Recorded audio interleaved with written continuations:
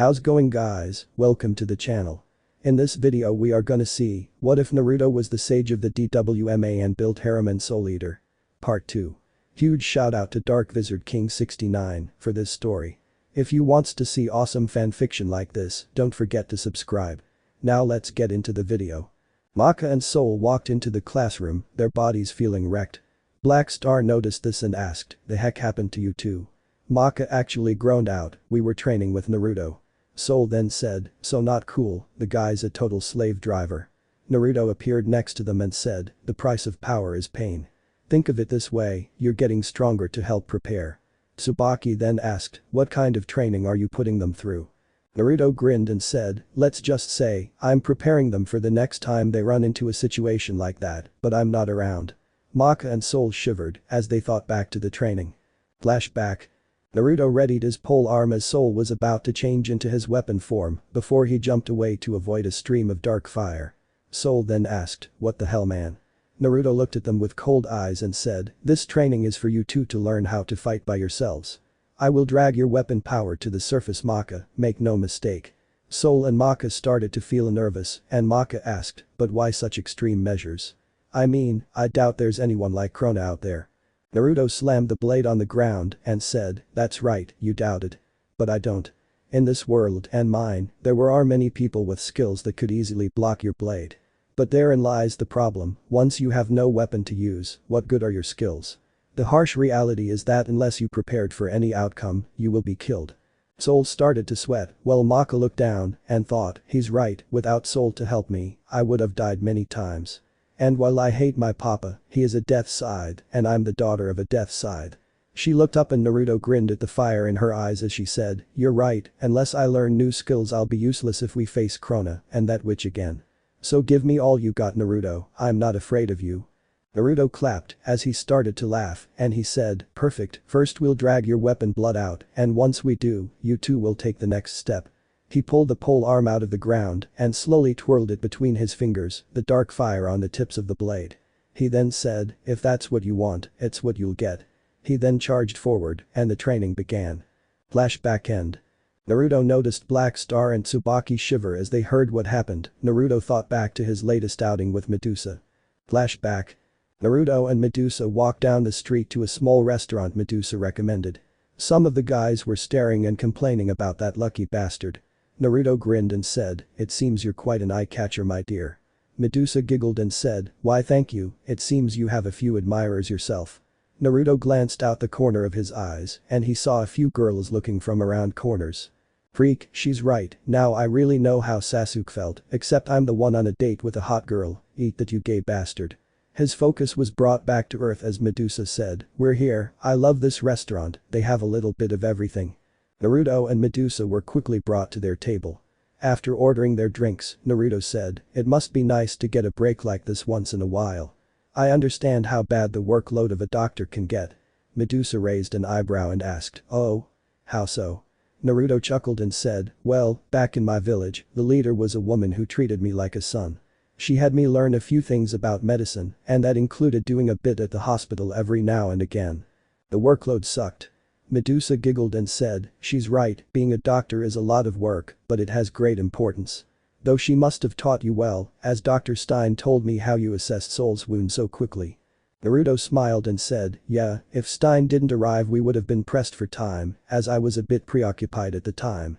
Medusa smiled and thought, "That you did a real number on Krona, I never expected you to be there at all.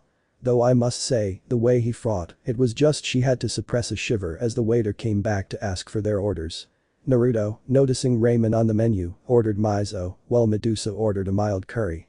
The duo continued to enjoy their time in peace, though a few couples stared. Medusa thought, maybe he's better than most of the idiots I have to deal with." Flashback end. Naruto chuckled at the memory and noticed Tsubaki was no longer in her seat.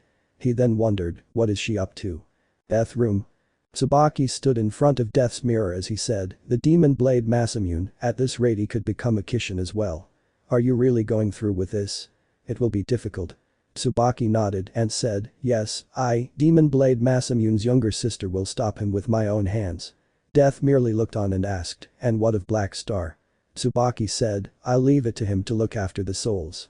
Death nodded and said, alright, you have quite a partner there Tsubaki. Tsubaki smiled and she asked, Lord Death, would it be okay if I brought someone along? Death tilted his head and asked, who did you have in mind? Tsubaki blushed and said, I was hoping if Naruto-kun would be able to go. Death chuckled and said, oh I see, well, considering how much he helped Maka and Soul in Florence, I would say no normally, but it is your choice. I'll allow it. They then heard someone walking in and saw Naruto pass under the guillotines. He smirked and said, so, this is where you went off to Tsubaki-chan. Had to get a mission from the boss himself. Tsubaki nodded and quickly dragged him by the hand out of the room, Death laughing silently. Stein walked in after they left and he asked, so, you really let them go? Black Star and Tsubaki, do you think that's wise? Death tilted his head and said, oh I'm sure, after all, Naruto is with them. You yourself saw just what he can do. Stein nodded and said, I see, well then, this makes the odds go in their favor completely. Death nodded and said, you wouldn't be able to stop Tsubaki from doing this anyway. The fact that Masamune is her brother far exceeds the fact that he's an enemy. She is wholehearted prepared for this, even if she is to die. Stein narrowed his eyes and said, that may be, but Naruto won't let it come to that, he seems to be quite attached to her and Maka. It's why he fought so brutally in Florence and why I honestly feel bad for Masamune. The East Asia village of Shin. Hiahe. Black Star was standing on an idol in the center of the village, with Tsubaki saying, please don't break that. And Naruto slapping his palm to his face. He then said, dude, listen to the girl okay and get the freak off of that before you break it. Black Star acted like he heard none of that and said, a star like me coming to this hick town, they should thank me. Naruto sweat dropped and prayed no one would come near here. Black Star then asked, so anyway, how did a village like this end up as a target for the demon blade? Tsubaki then said, the villagers here have good quality souls. An old man from the village noticed them and said, hey. Don't jump on our guardian deity boy. You've been damned. Black Star then got in the old man's face and said, what's that you old fart? You're the demon blade huh? Naruto knocked Black Star out with a hit to the head, Tsubaki sighing with relief. A young boy came out of one of the huts and said, what's going on Gramps? We got visitors. He then noticed the star tattoo on Black Star's shoulder and his face quickly became one of anger, something Naruto took note of. He then said, what business does the Star clan have with our village? Are you here to kill more of us? Naruto's eyes widened and Black Star slowly woke up. The old man noticed the star tattoo as well and said, that tattoo on your arm, you're a survivor of the clan of the Star. Tsubaki wondered out loud, the clan of the Star. Black Star caught an object that was thrown at him and saw it was a bit of money. The boy from before had thrown it and said, you clan of the Star guys will do anything for money right? So take that and get the hell out of our village. Black Star narrowed his eyes and under his breath said, this village too, huh? Naruto caught it and the three of them ran as the townspeople started to throw random objects, but they really started to run when an older woman picked up a boulder. Sometime later. Naruto, Black Star, and Tsubaki were standing in a tree overlooking the village. Naruto thought, what the hell was that back there? It was like being back in the village when I was younger. Those people hated him, and for what? Black Star sighed and said, I bet you two are wondering about that, right? Naruto nodded and Black Star continued, I normally wouldn't rant about the old days, but a star like me has to listen to the audience every now and again. Tsubaki sighed and said, you really don't have to if you don't want to. Black looked down and said, it's happened before Naruto, we go to some random village and one person would see my tattoo and try to attack us. But you see, my family is the clan of the Star. They were a family of famous assassins that would do anything for money. And I'm the last surviving member. Naruto merely looked at him and said, dude, Black Star then shook his head clear and said, they started going around and messing with other villages, hunting the souls of humans, I guess that's how come they had so many enemies. Tsubaki then asked, and what happened to the clan? Black Star sighed and said, 13 years ago, the DWMA eliminated every member of the clan except for me. Tsubaki paled and Naruto said, it's the Uchiha all over again. Tsubaki then asked, what do you mean? Who were the Uchiha? Naruto then said, they were a ninja clan in my village and they do not have a good history. The founder of the clan, Madara Uchiha, fought against my village's first leader, Hashirama Senju. Even though he lost, his clan were looked at as traitors and were silently hated against, not just because of their leader's folly, but because of their eyes. They possessed a taijutsu or eye technique called the Sharingan. It allowed them to copy the technique of anyone that didn't belong to another bloodline. Because of this, they were seen as thieves, and this further incited hatred against them. So one day, the current head of the clan, Fugaku Uchiha, decided to take the matter into his own hands by planning a coup. Tsubaki gasped and asked, what happened after that?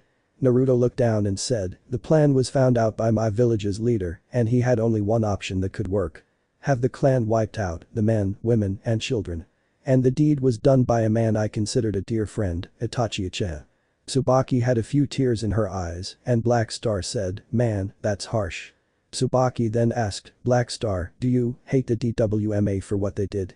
Black Star scoffed and said, nah, I was just a little star when it happened, besides, my mom and dad were on the list for their hunting of human souls, so they got what they deserved.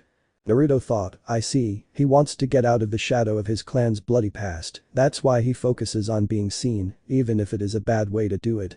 Tsubaki chuckled at their antics, but looked to see Naruto frozen, his eyes showing sage mode. He then said, we got trouble. There's an energy signature that wasn't there when we got here. It reeks of death. Tsubaki gasped and said, he's here. A lone figure stood in the rain, a conical hat over his head and a cloak blocking his body from view. He started to say, I doth think, I shalt sleep. I shalt play. Nay, I shalt eat. He pulled out a piece of paper as he continued his odd poem, I doth think, therefore I verily am, therefore, I shalt devour. Impeccably written. He then noticed the rain getting onto it and said, nay, it is soaked by the rain. Ryoku, the young boy from before, was searching through his farming tools to look for a weapon.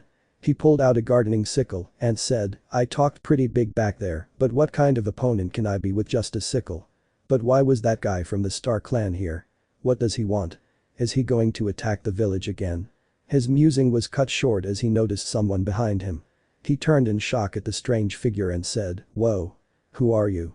Masamune tipped his hat and said, I doth think, there seems to be fear in you. Ryoku looked down and said, what kind of question is that? It's not like Masamune grinned and said, how about it as long as you have power, you can wipe away the fear. I'll give you the right to choose, do you want it? A loud scream rang out throughout the village as Naruto, Tsubaki, and Black Star arrived at the gate. They saw Ryoku standing over the old man from before, a black katana now in hand. The old man sputtered out, Ryoku, what happened to you? Masamune's voice was heard as he said, Ryoku, nay. I am the demon blade, Masamune. Therefore, I devour souls. Black Star charged in and attacked with a kick, which Masamune blocked with his sword. Naruto quickly grabbed the old man and said, you gotta get out of here, that kid is being used by that sword, we'll handle this, but you gotta keep the villagers back. The old man nodded frantically and quickly ran to his home. Naruto heard Tsubaki say, the demon blade's ability, soul possession. Black Star asked, what's that? Tsubaki then explained, normally, a weapon and Meister unify their wavelength in order to fight. But Masamune is different, he takes control of the soul of his user and manipulates while draining it. In other words, he sucks it dry. Naruto looked at the blade in disgust as it reminded him of Orochimaru's immortality technique.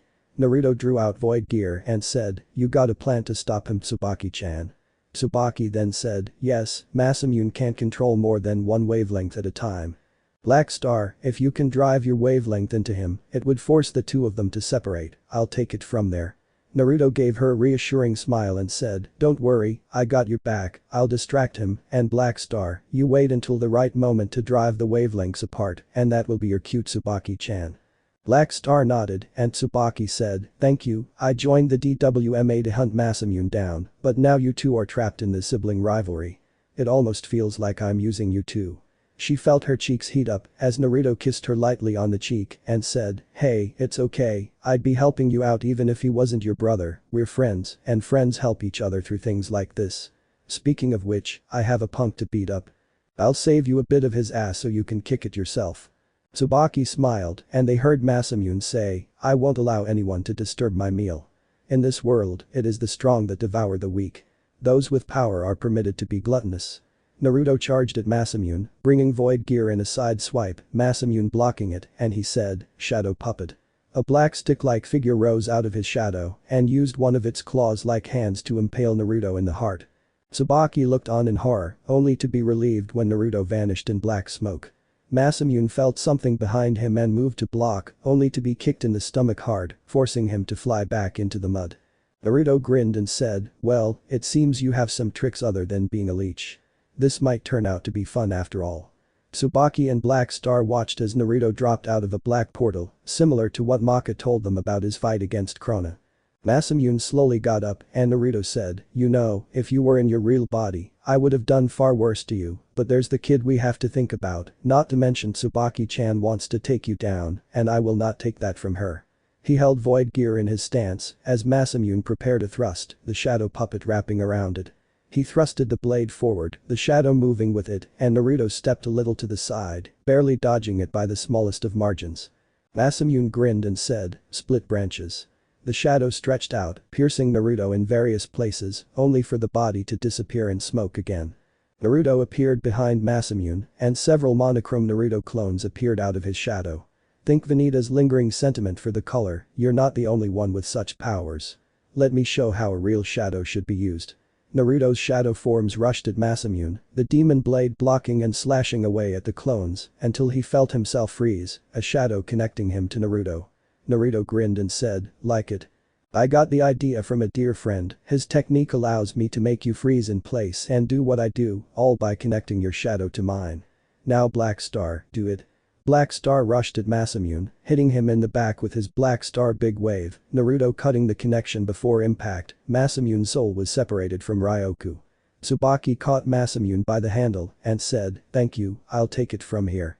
Her body slumped in a manner that reminded Naruto of Ino's mind control technique, and he noticed a few of the villagers coming back, and Black Star sat next to Tsubaki, and he said, "Good luck in there, you better make it back."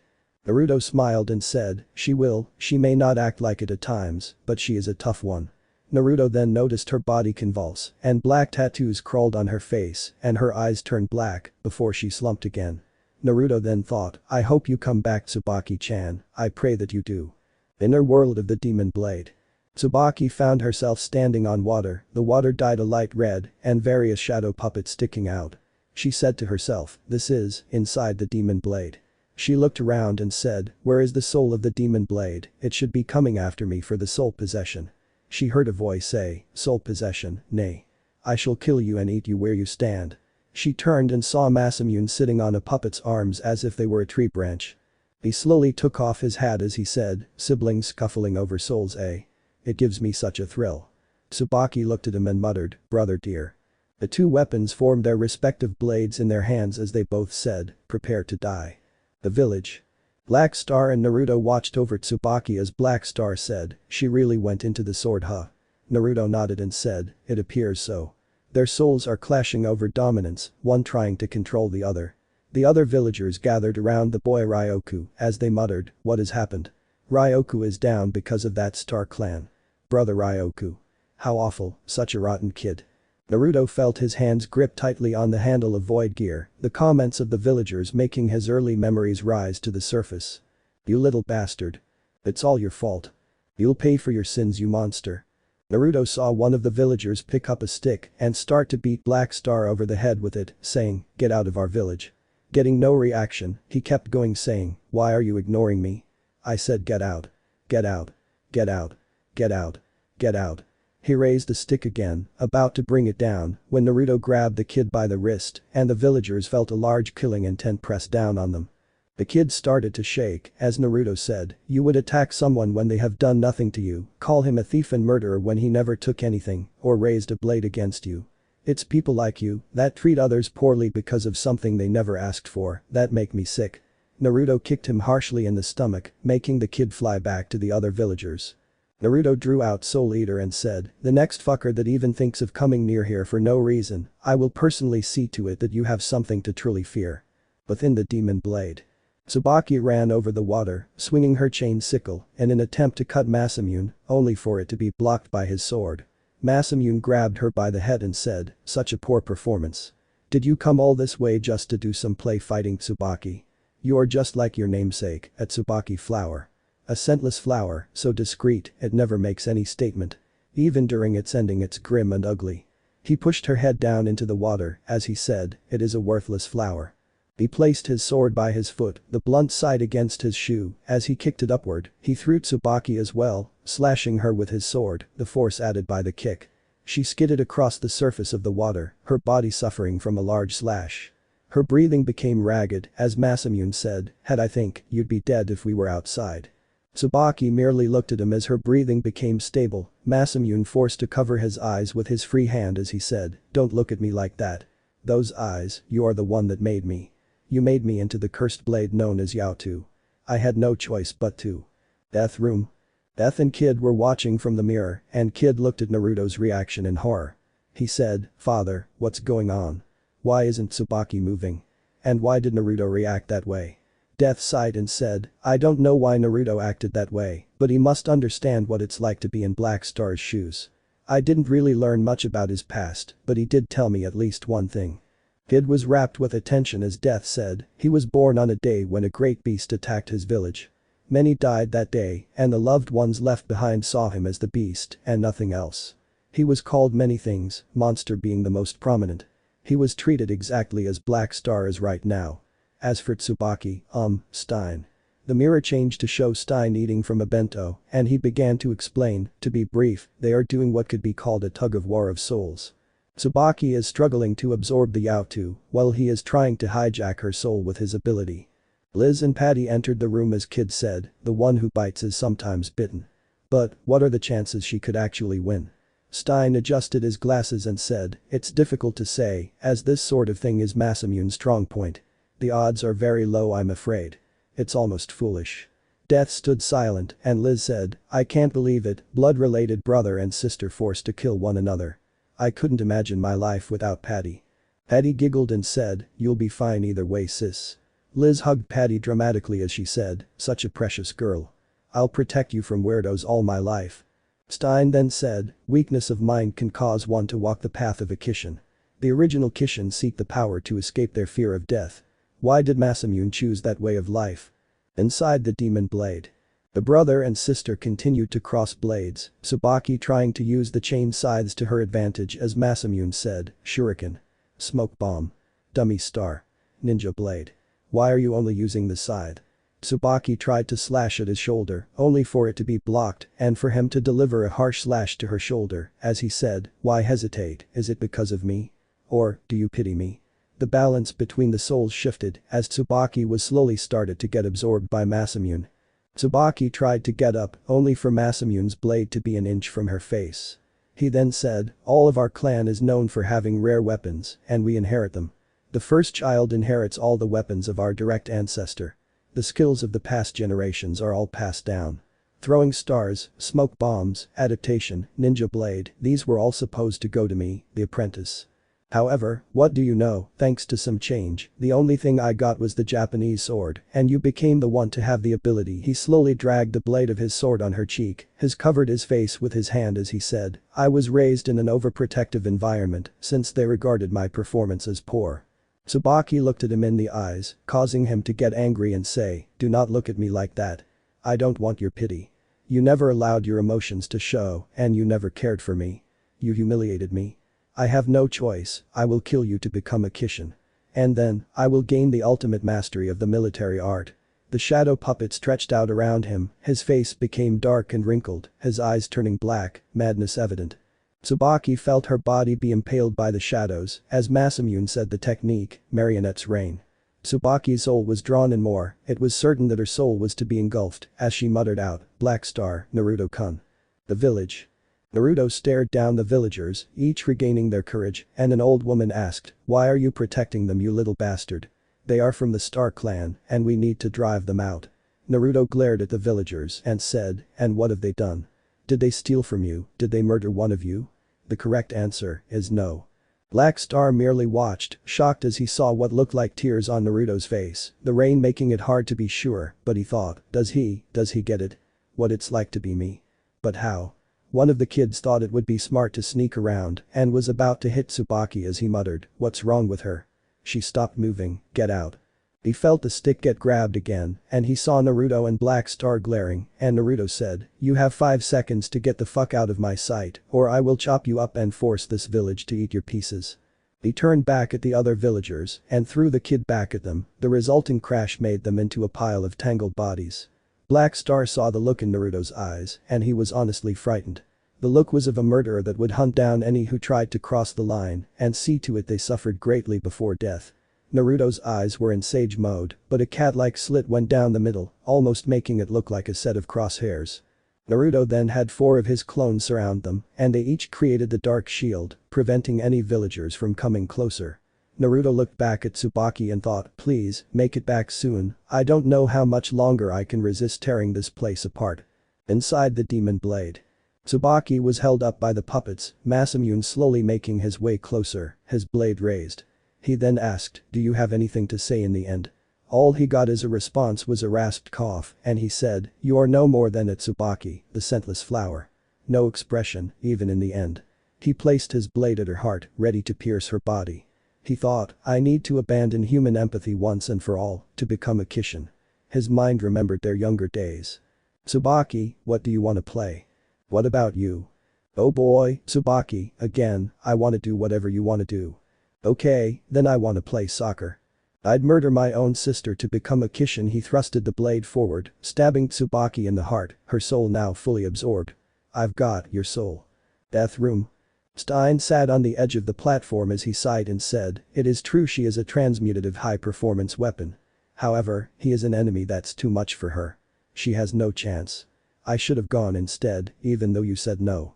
Death sighed and said, she certainly is special in her own way, but her strength is not in her power as a weapon, but in her soul. Inside the demon blade. Do you like soccer too?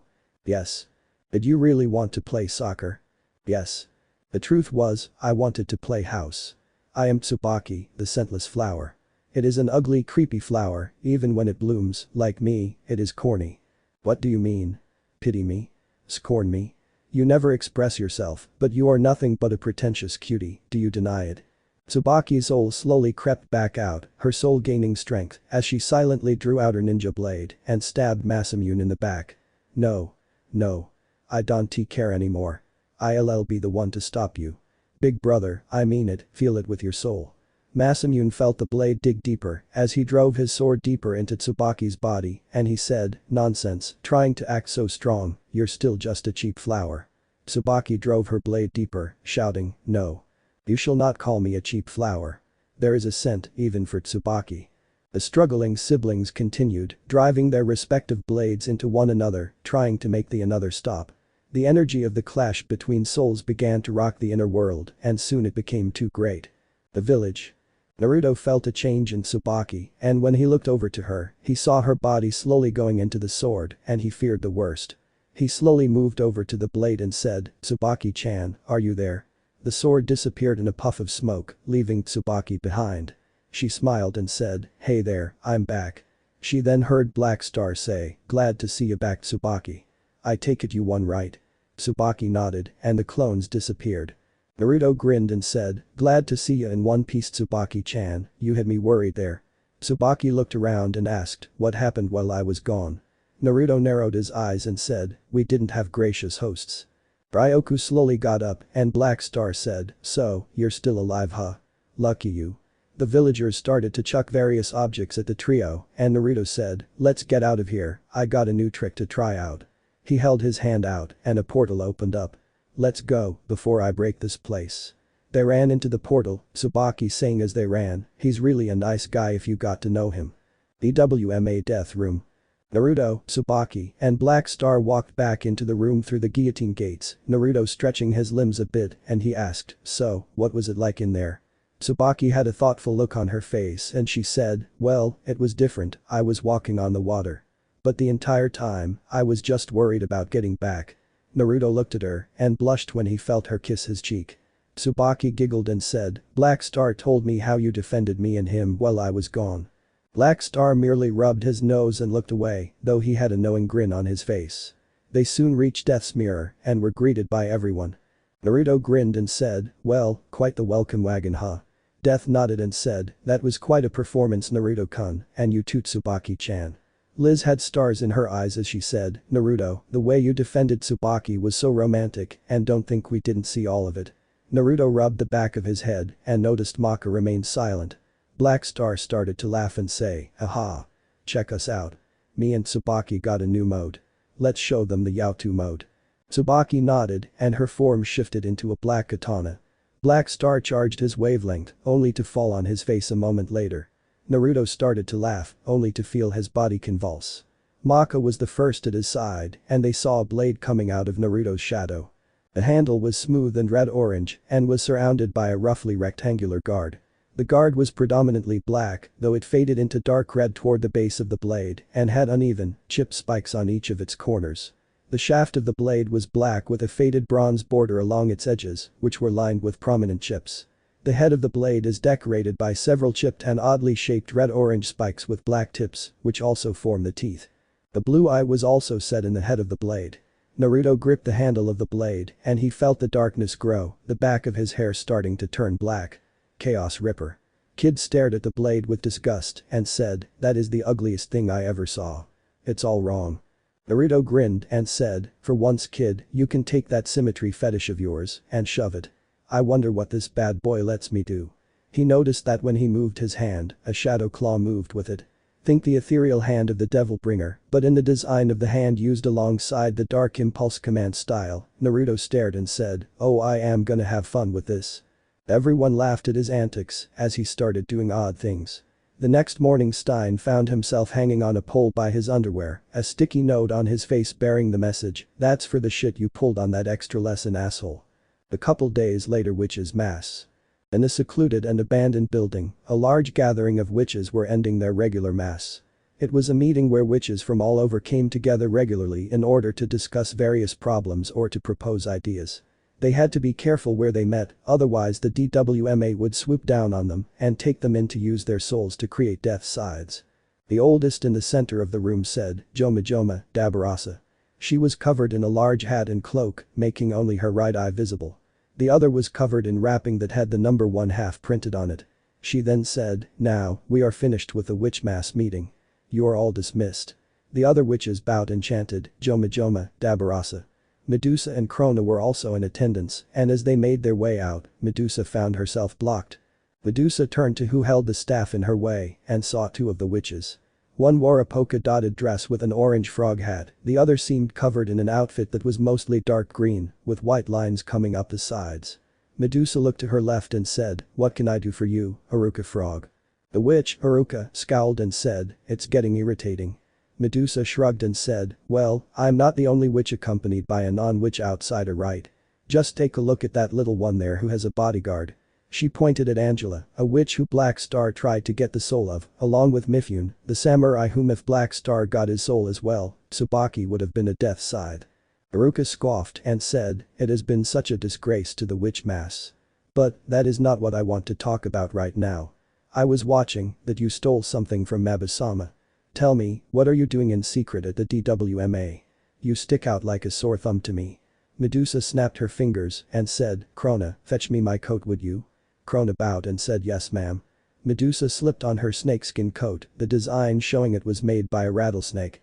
Medusa merely said, "I will stay there as long as I wish to continue my study. We discussed this in the meeting, you heard Mabasama didn't you?" She was about to walk away when Haruka held her staff in her way again and said, "She has lost her eye and is not able to see the reality well. The DWMA is an organization after the souls of witches. You could endanger us all. Also, I know you are trying to create more Kishin. Just give me a break, go peddle somewhere else." Haruka and the mouse witch Mizune found Medusa's hands in their mouths as her eyes turned black and she said, "A frog and a mouse, I'd gladly show you the meaning of punishment." Haruka started to shake as Medusa took her hands from their mouths, she said, "But I'm busy right now." "Well then, Joma Dabarasa. The school nurse can't be late for school." She slowly made her way out of the hall, Krona following close behind. Haruka shivered as her butt was firmly rooted to the ground as she said, "You dirty snake." DWMA Infirmary. Medusa was giving Sol a checkup to keep a record of his condition. She held the stethoscope to his chest as he took deep breaths. She soon removed it and said, "Now, show me your back please. How are you feeling?" Sol turned in his seat and he said, "I feel fine, but I keep having this odd dream." Medusa raised an eyebrow and asked, "An odd dream?" Sol nodded and said, "Yeah, in the dream, I'm in a room where everything is black." I hear jazz, sort of familiar cheap tunes playing from a phonograph. And after a while, he would come in. Dancing his oddly lopsided dance. A demon in his double-breasted suit. Swing swing. Soul sighed and said, it's not swing jazz. The little demon retorted, we listen to jazz here at night. Soul scoffed and turned his head, saying, you can listen to anything, at any time, anywhere. You decide whatever you like anyway. The demon smirked and said, that's right, I decided. You have qualifications. The demon hung on the back of Soul's chair as he said, didn't you feel a strong fear when you were slashed? Don't you wish for a more powerful soul, so that you won't feel the fear? Soul turned to the demon and said, it is foolish to forget fear. It is one of the fundamentals of the DWMA. The demon scoffed and said, idiot. Where do you think you are, heaven? You are on earth. On ground level. The most important thing to survive is the power. You need power so strong that you won't feel any fear. Soul looked away, and the demon dragged him out of his chair saying, it seems you don't understand yet, get out. Soul tried to get out of his grip, saying, wait a second. I don't want to leave this room. Let me stay until the end of my dream. Please. I won't complain about the music. The door to the room opened, and Soul was tossed out. The demon said one last thing, then obtain the power. Search for the rules that you can break, you will be strong. Medusa then asked, why did you want to stay in the room? Naruto was listening in from the door as he heard, as I leave the room, I'd walk in the dark. I can see a light, then, after that I'd come out of Maka's abdomen, destroying her. Medusa said, oh, but she thought, it seems he's being affected by Krona's black blood. Soul then asked, so, what do you think? Medusa looked over her chart and said, well, besides a small erratic heart rhythm, you are making good progress. Can I check your blood pressure? Soul held out his arm and said, sure. As Medusa took his blood pressure she said, about that dream, it is common to have the same dream over and over again. You don't have to worry about it too much. Do you have any other concerns? Soul took a second to think and said, not really concerns, but ever since I got injured, Maka and I have been acting a little awkward with each other. Medusa kindly said, oh really? I'm sorry to hear that. Naruto walked into the room and said, so Doc, is he ready to keep up with training? Medusa turned to Naruto, smiled and said, he is, it's a good thing you're dealing with Maka first, otherwise I wouldn't suggest him going near it. Naruto grinned and said, I may have something you'd like to hear. Soul raised an eyebrow as Naruto said, back where I used to live, they had a law that allowed the last member of a family to have more than one wife. Medusa nodded as he went over it on their first date. Naruto then said, I went over the concept with Lord Death and he gave me permission to practice that to an extent. Soul chuckled and said, man, I'd watch how you tell the others this, Maka will either throw a fit or join in the dog pile. Naruto asked, why say that? Soul chuckled and said, I went to the bathroom the other night and her door was open, so I heard her talking about you in her sleep. Medusa then hugged Naruto from behind and said, well, it seems you get to legally do what Spirit wishes he could do. Naruto smiled and said, that may be, but I'm not doing it because I'm a lecher, but rather I noticed the girl is looking at me with those kinds of eyes, and I really don't want to be forced to choose. Medusa giggled and said, such a gentleman. She thought however, I was hoping to get him for myself, but if I must share, I will at least be first. DWMA classroom. Maka, with Blair in cat form on her head, and Black Star stared at a jug in the middle of the room. Stein took a drag of his cigarette and said, the jug isn't important, but the water inside is the Kaioken water, or soul-sucking water. It can absorb a person's wavelength by sucking it right out of their body. Why don't you try touching it? Black Star stuck a finger in the jug as he said, okay, but the jug still looks suspicious to me. When his finger touched the surface, his body had the appearance of a dried raisin. He pulled his finger out and said, what the heck is this jug? Stein sighed and said, it's the water, I would suggest using only a finger or two for now. Black Star turned to him and asked, so, if I can stick my hand or arm in there I could use Tsubaki in Yaotu mode. Stein readjusted his glasses and said, that's the idea. Black Star held the jug up and said, at least I can do something different, all I've been doing lately is strength training. Maka turned to him in shock and said, what? No fair. How can you get so strong with just strength training? Black Star laughed and said, oh that. I am the great Black Star after all. We're at a different level. I'll be bigger than God soon enough anyway. Maka sulked until she felt Stein's hand on her shoulder. Black Star continued to stare at the jug and said, I will not be defeated by such a stupid jug. Stein sighed and said, I don't think he is doing it consciously. It is the way he pushes himself to be strong. Saying things like he's bigger than God.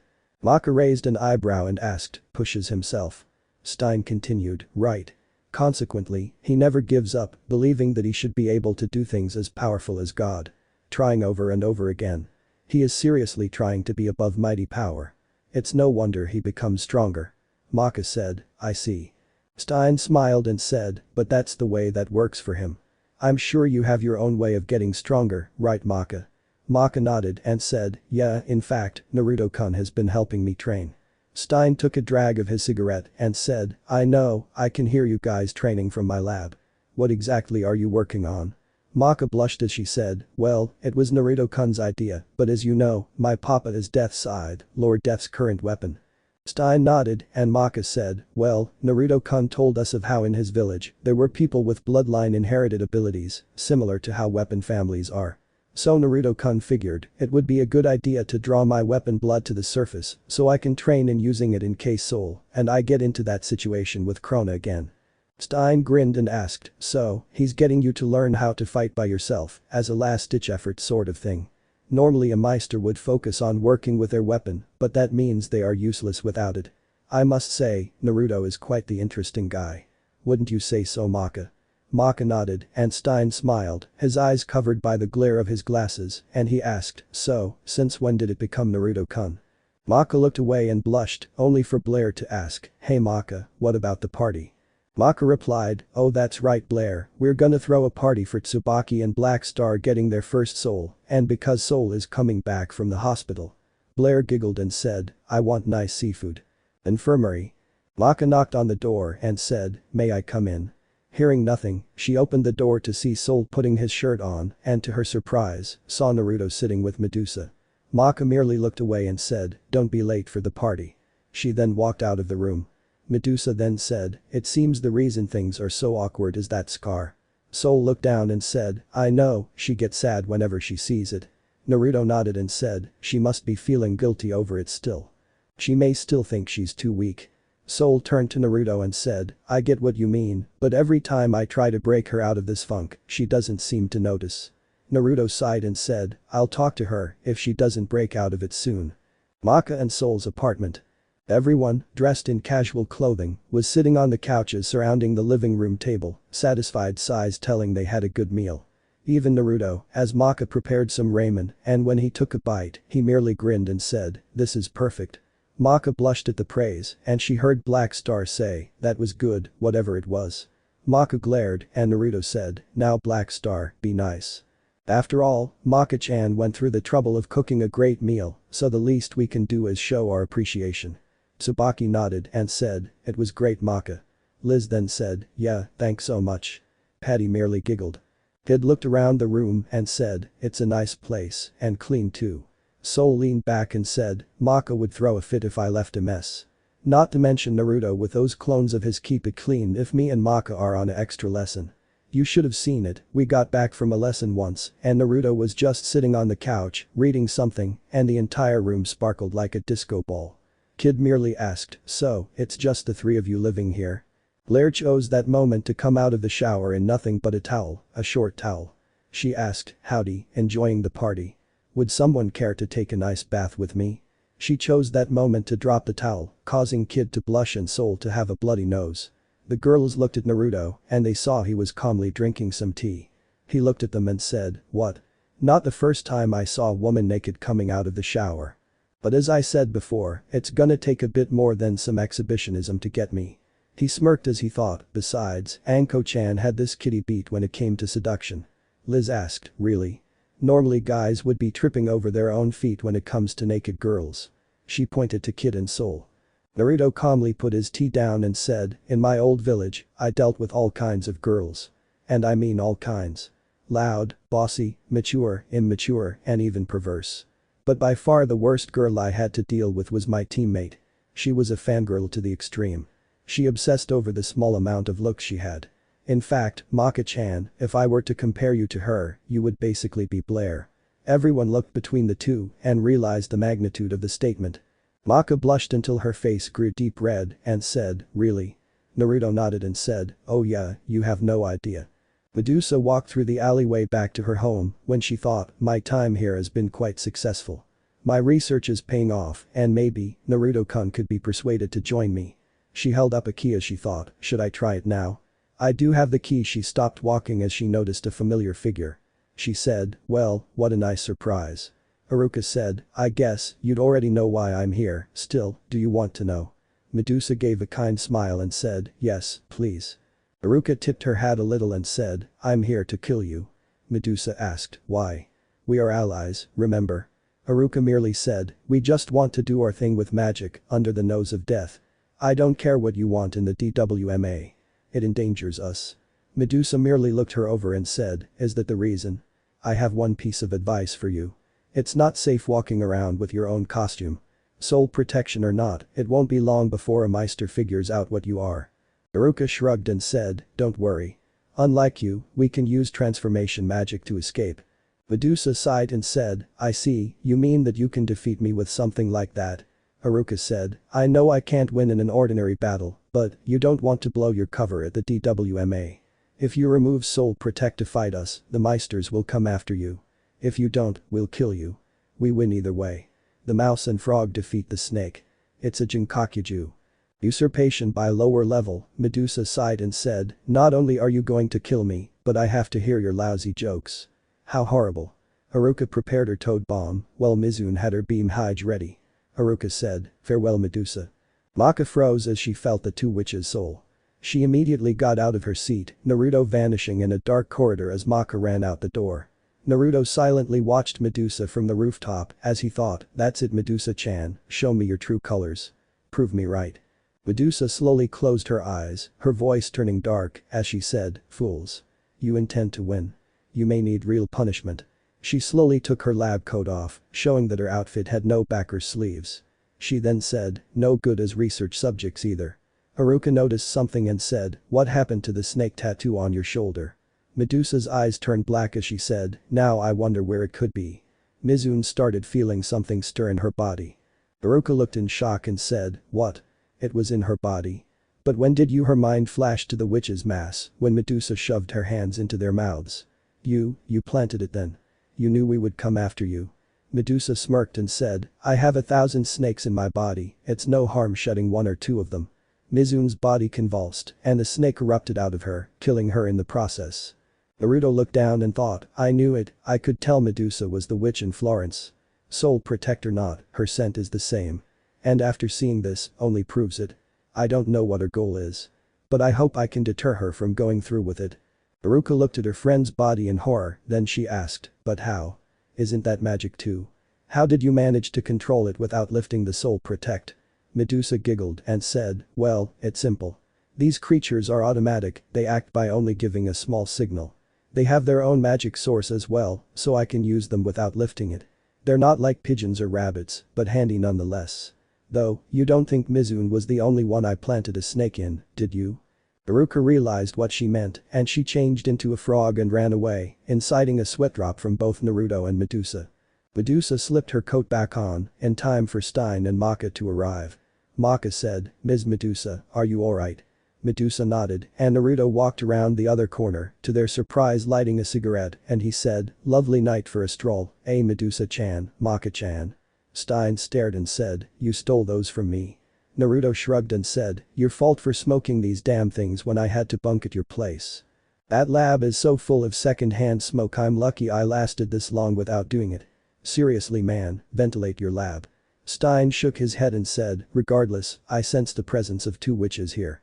Medusa nodded and said, yeah, so did I, so I came out to find them, but they were gone. Naruto took a drag and said, well regardless, the fact that a pair of witches could get into Death City is quite a feat. But I wonder, what were their intentions? Were they messing around? Or was it for an assassination? Medusa froze slightly, Anstein sighed and said, it may have been a delinquent's act. Seeing as witches hate this place. But still it's great you're safe Medusa, we can't go a day without our school nurse. Medusa giggled and said, you're right about that. Maka was shaking when she felt Naruto's hand on her shoulder and he said, you need to relax. Getting all worked up over what happened will just make it seem worse. You made a rookie mistake, I get it, but we all do it at some point. even me. Maka chuckled and said, you sounded like Black Star just now. Naruto chuckled and said, really now? Well, that little nutjob does remind me of me in my younger days. Soul caught up and saw Naruto and Maka laughing, and he said, don't run off like that, Maka. You had me nervous there. Naruto grinned and said, it's fine. Nothing more than a false alarm really.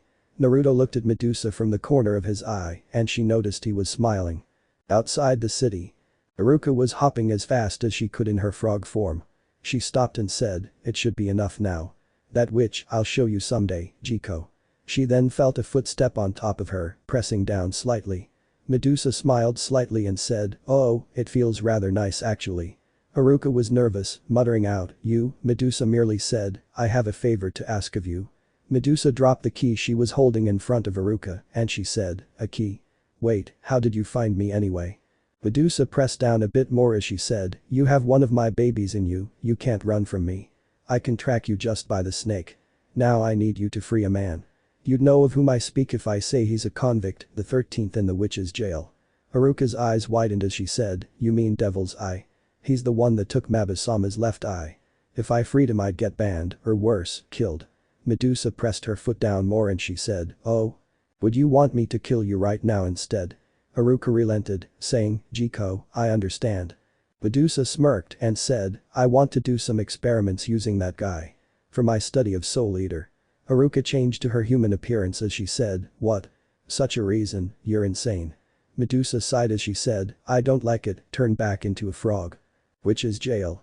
The witch's jail was for those who crossed the rules or were unfit to remain in society. One of the prisoners kept repeating, 1 plus 2 plus 1 plus 2 plus 1 plus 2 plus. Aya, how many times did I multiply? A nearby guard said, you never did, you just added. The man kept repeating until a figure in the back of the cell said, shut up. I can't see. I can't see anything. I really want to see a fine comedy. The man was known as Devil's Eye, and for such a title his arms and legs were bound and he was even blindfolded, the blindfold having various oppression seals written all over it. That city. Naruto stood on the rooftop of Maka and Soul's apartment, finishing his cigarette. He heard Maka come up and he said, still a bit worried. Maka nodded and she asked, is it true? Naruto looked at her and said, is what true? He was smirking on the inside as he knew Soul couldn't keep his mouth shut. He had a solid idea of what Maka came up for. She fidgeted and said, that you got Lord Death's permission to be Naruto patted her head and said, the word you're looking for is polygamist. And yes, I did. In my hometown, we had a law that allowed such things to happen if a clan were reduced to too few numbers. Maka blushed at the thought and said, but, Naruto grinned and said, you're worried I'll end up like your father. Don't be, I trained with the world's biggest perverts and they didn't corrupt me. More like they couldn't. But regardless, don't think I haven't noticed Maka-chan. Maka looked away, her face red as a tomato and she said, I don't know what you mean. Naruto grinned and said, deny it if you want, but all I'm going to say is this. It's always better to be honest and open. I wasn't and a girl I cared about died before I could tell her. Maka gasped as she watched Naruto walk back inside. She thought, maybe I can. She walked next to him and before he could say anything, he felt her kiss his cheek. She blushed and said, good night Naruto-kun. Naruto smiled and said, good night Maka-chan. Amic trip to London. Naruto, Maka, Soul, Tsubaki, and Black Star stood on the London Bridge. Everyone noticed Naruto looking around as if he were as paranoid as a certain Meister. Tsubaki asked, is something wrong Naruto-kun? Naruto gulped and said, I just hope we finish this mission and get out of here as fast as we can. Soul raised an eyebrow and asked, why? What's got you so jumpy? Naruto laughed nervously and said, you guys don't know the rumors do you? Maka sweat dropped and asked, what are you talking about? Naruto frantically started looking around and said, you never heard. Rumors flock around the city about a tall guy in red, carrying a pair of huge-ass silver and black guns, and will shoot you dead just for looking at him. Black Star started to laugh and said, there's no way a guy like that lives in London. Besides, even if he did, the great Black Star would easily put him down. Naruto's eyes widened as a man in a red duster coat, gray suit, and a red fedora hat rose out of the shadows of one of the support beams. The figure pulled out a large pair of handguns from his coat and said, oh really? Care to test that out? Naruto ran screaming, I told you. I fucking told you. Run you idiots. Everyone immediately ran into one of Naruto's dark corridors, the portal vanishing soon after. Alucard watched them run away and heard Integra over his intercom, "Alucard, what the hell are you doing near the London Bridge? I expected you back at the mansion by now." Alucard spoke into the intercom, "Sorry master, I was just scaring a few brats. They look to be DWMA students."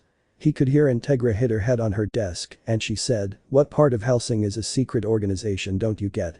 I better not hear anything from Death about this." Alucard's sweat dropped and left the bridge, not noticing or caring about the werewolf that stood on the other side of the bridge and said, "What the fuck did I just see?" He felt a bullet go through his head and he said, "Okay, fuck this, I'm out of here." Weekend. Maka went into her room, her heart still beating.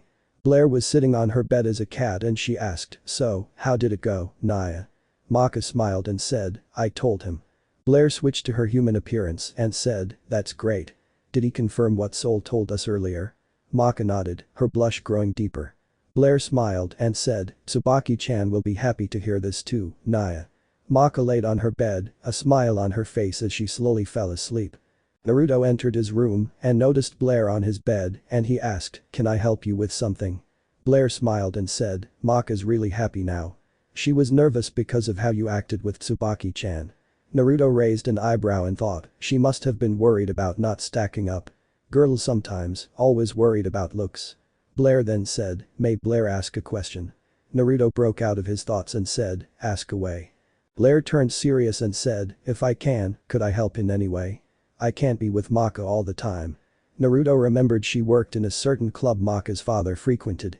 Naruto then said, "Perhaps there is, I know of your workplace Blair and my old master had a unique spy network that surprisingly revolved around those places." Blair felt the pieces click into place as she asked, "You want Blair to act as an informant? How can Blair do that in the cabaret?" Naruto absent-mindedly flicked the lighter open and shut as he said, "You would be surprised what kind of information a man will divulge with something as simple as a bottle of booze and a lovely lady listening in. The story Spirit no doubt tells is proof of this." Blair nodded and she remembered the various things that spilled out of the Death Scythe's mouth when he was drunk. Naruto then asked, "So, do we have a deal?" He held out his hand, which Blair shook and said, "Of course Naya, and all I want is some tasty fish." Naruto had a tick mark on his head and he thought, she reminds me of Yujito with that fish addiction. Which is jail. One of the guards drank from a cup that was next to him before he slowly got drowsy and fell asleep altogether. Haruka as a frog jumped into the room and said, "Looks like he's fast asleep." She jumped over to Free's cell and he took a sniff of the air and asked, "Who's there?" Haruka jumped to the lock on the cell, key in her mouth, as she said, "I came because someone asked me to help free you. I'm opening the door now." Free scoffed and said, "Ha. Who do you think I am? Do you think I need your help?" 5 minutes later, Free and Haruka were running, or more appropriately hopping, on the grounds of the jail, and Free said, "I really appreciate that." Haruka didn't look back as she said, "You're welcome." Free jumped along as he said, "You know, it wasn't too hard for me to run from those witches. But I willingly went to jail, wanna know why?" Haruka tried to tell him, "We can talk later, we need to get out of here soon, or they'll catch us." Free continued, "You know, like in the movies, I wanted to use a spoon to slowly dig my way out, little by little, day after day. I was so impressed by such a patient act. I really wanted to do it. But all they served with the food were chopsticks. My plan was useless. I tried to figure out other ways, but I came up with nothing." Haruka sighed and said, "It's too late now, but you could have tried peeing on the bars till they melted away." Free stopped for a second, then proceeded to hit his head against a tree, saying, "God damn it. Shit. Why didn't I think of that?" Haruka jumped up and down and said, "For God's sake we need to hurry or we'll get caught." The duo then found themselves surrounded by the guards. Free sniffed the air and said, "Be careful, someone's here." Haruka turned to him and shouted, "I know." One of the guards raised his weapon and said, "Number 13, the devil's eye. We'll have to hurt you if you resist." Free scoffed and said, "You've kept me for 200 years. Do you think I would let you arrest me so easily? Of course I'll resist." His head was pierced by the staffs the guards were holding. Haruka looked in shock and said, "Oh no. I'll be killed if I fail to bring you back." To her shock, Free bit the pole that was in his mouth, breaking it in half. The staff slowly fell away as he said, well, not to worry because one of the guards raises a grenade launcher and blasted Free with a single round." Out of the smoke came Free, the cuffs broken enough for him to snap them off. He pulled his blindfold off and said, Maba didn't decide to keep me in jail alive, she just couldn't kill me. After all, I'm immortal. Haruka sweat dropped and thought, I'm immortal. Someone like this has Maba-sama's eye. Free looked around before pointing his left hand and the ball and chain and he chanted, wolf wolves, ice ball. His ball and chain turned into a boulder of ice. He swung his left leg, dragging the boulder with it, crushing the guards it struck. He then lifted his leg and swung it down, crushing the guards in front of him. When one remained, he chanted, wolf wolves, ice spindle. The ice pillar cut the remaining guard in half, leaving the scene a sight of blood and death. Haruka shivered and said, he killed them all in only a few minutes. He's a strong one. Free jumped on top of the ice spindle and he howled to the moon in victory. Shibuya-san.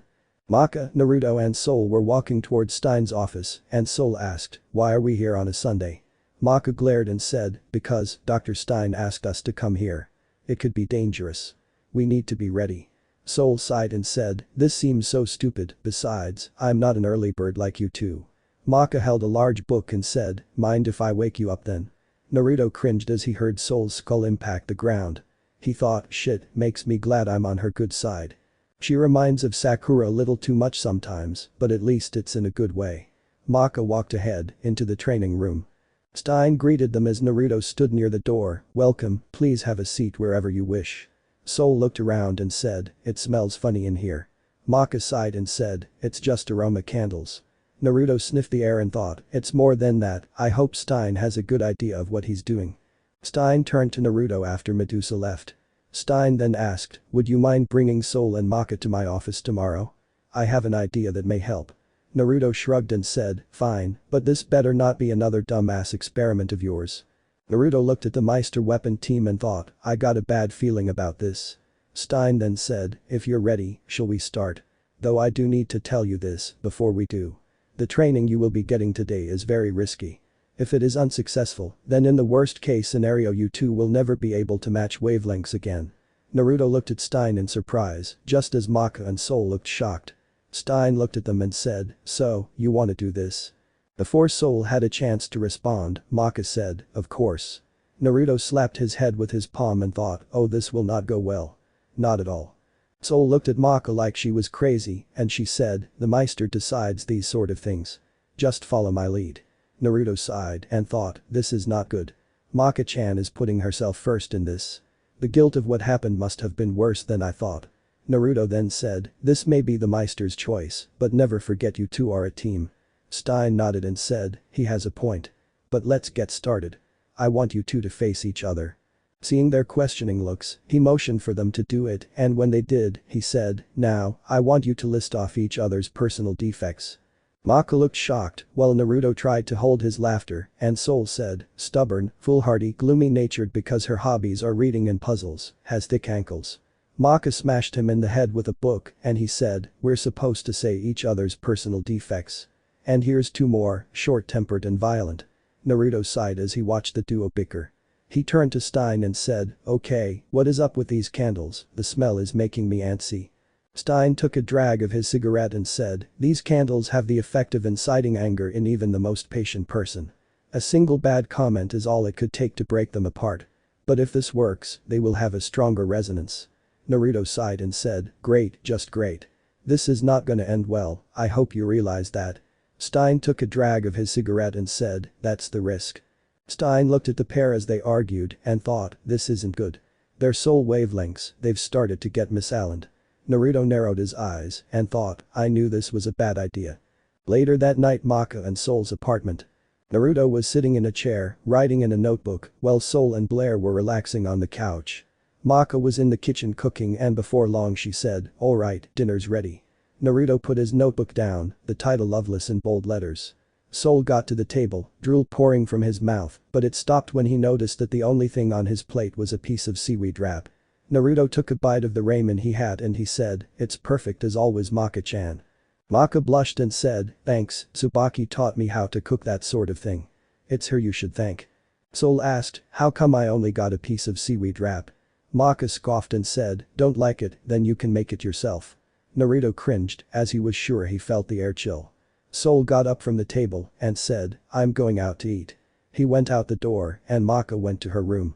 Naruto sighed and said, Blair, we have quite a problem on our hands, don't we? Blair nodded quietly. Maka shut her bedroom door and flopped onto her bed. She heard a knock on her door and when she got up to open it, she saw Naruto in the doorway. He asked, mind if I come in? Maka nodded and moved to let him in. Naruto sighed and said, I honestly had no idea what Stein had planned, first of all. He would have said more, but Maka hugged around the waist and said, I messed up, didn't I? Naruto patted her head and said, somehow, maybe, but it's not all you, Soul has a bit of blame as well. I will admit that description was not accurate in some places, but in others, I could agree. Maka groaned and said, so you do think I have thick ankles? Naruto chuckled and said, no, I didn't mean that. You are a bit stubborn and you do have a short fuse sometimes.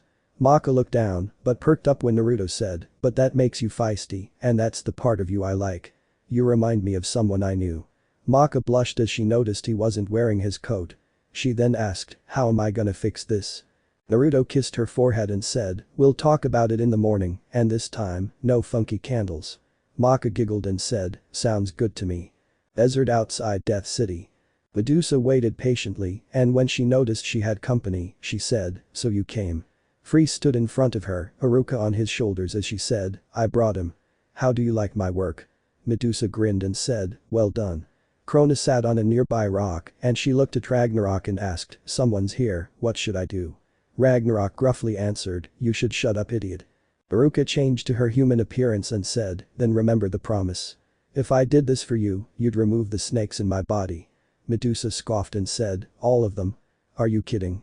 Think for a moment, one snake for each task. Haruka meekly asked, how many do I have? Medusa bluntly answered, you don't want to know. Though if you want, I could remove them all, by destroying your body. Haruka covered her ears with her hat and said, you nasty witch. I'll never forgive you. Free then said, you must be the witch that helped me escape. You have quite a peculiar sense of humor. Medusa pulled her hood back and said, hello, my name is Medusa, it's nice to meet the one they call the Demon's Eye, one. Free looked away slightly and said, the Demon's Eye, that's right. They took everything from me in that jail, even my name. Well, seeing as I'm a free man now, you can just call me Free. Medusa smirked and said, okay then, Free. She then thought, I wonder if he can be a proper test for Soul's black blood. I know seeing Naruto-kun fight this man will be quite a sight. Free then asked, I really appreciate the help. Is there something I can do to repay you? Medusa smiled and said, there's no need, it was my pleasure. She then thought, if I guess how he'll react, then Free then asked, are you sure? I'd really like to help you. Medusa then thought, exactly as I thought he would. She then said, well, there is one thing you can do. Her eyes turned black as she said, there is a Weaponmeister team that I would like to see vanish. Can you do that? Free grinned and said, a Weaponmeister team? Shibuya folks. Medusa smiled and said, yep. They'll be on an extra lesson in London tomorrow. It would be great if you could meet them there. Free grinned and said, I never liked the standards of that damn Reaper, I'll surely help.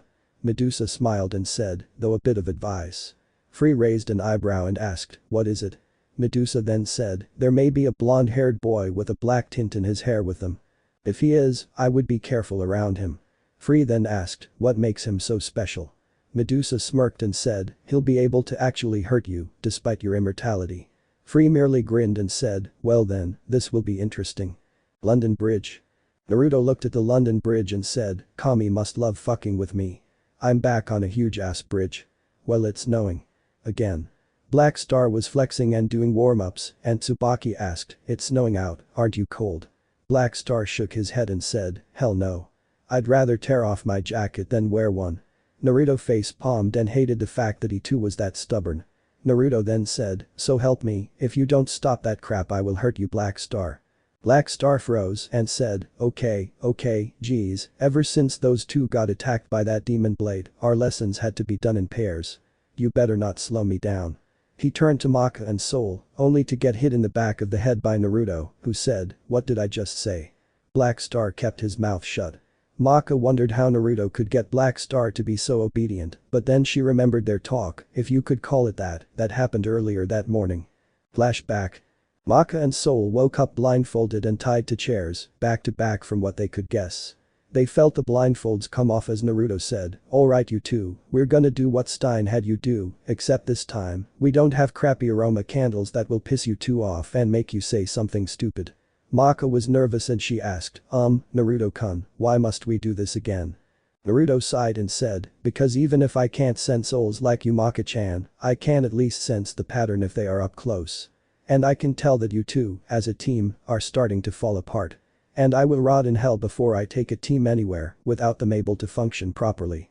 Maka and Soul gulped, feeling nervous already. Naruto spun their chairs so they faced each other and said, "Now you two are gonna discuss what the hell is bugging you both and don't try to stay silent as the chains there will shock you if you lie or stall. It will be small at first, but if you try anything funny, it will get worse." Maka, understanding the severity, asked, "Soul, why are you so opposed to getting stronger?" Soul tried to look away, only for Naruto to press a button on a remote behind his back and Soul felt his leg get shocked. He then said, "Ah. Damn it. Alright, I'll say it, I've been having strange dreams lately. I keep seeing this crazy ass ogre that tries to tempt me with erasing fear. I just don't want to end up hurting you, that's all." Naruto sighed and said, "Is that so hard? Now Soul, is there something you'd like to ask Maka-chan?" Soul nodded and asked, "What I wanna know is, why are you so obsessed with getting stronger? Sure you haven't drawn out your weapon blood yet, but we shouldn't rush it." Maka looked away in guilt before her leg got a shocking and she said, "Ouch, okay, I just want to keep what happened in Italy from happen again. You almost died for Christ's sake. You're one of the few friends I have here and I don't want to lose that." Naruto started to clap and he saw their soul wavelengths starting to get realigned. He then said, "I know you both feel bad in your own way about what happened. But you need to remember. We made it back alive. We made it back, giving us the chance to get stronger for the next time. If you survive a battle, you're the lucky one, as what doesn't kill you, makes you stronger." Soul and Maka nodded and Naruto removed the chains, only to get hit hard in the head by a Maka chop, and he thought, still, was so worth it. Flashback end. Maka looked at Black Star and said, "Are you sure we'll slow you down? Might be the other way around seeing as you haven't mastered Tsubaki-chan's new form." Naruto snickered and said, "She's got you pegged, man." Black Star scoffed and said, "Whatever, Maka, seeing as I can't sense souls, mind checking the area to see if any on Lord Death's list is around?" Maka nodded and closed her eyes in concentration. She felt a reaction and opened her eyes in shock, Naruto already drawing out Soul Eater as a figure appeared on the bridge in front of them. The man, free, still wore the prison uniform he escaped in and the ball and chain still attached. Maka looked at his soul and said, "His soul, it's strange." Naruto raised an eyebrow and asked, "What do you mean?" "All I can feel is a conflicting presence, as if he's mixed." Maka nodded and said, "That's what he is. I sense witch, a bit of human, and something I can't tell." Black Star scoffed and said, "So what?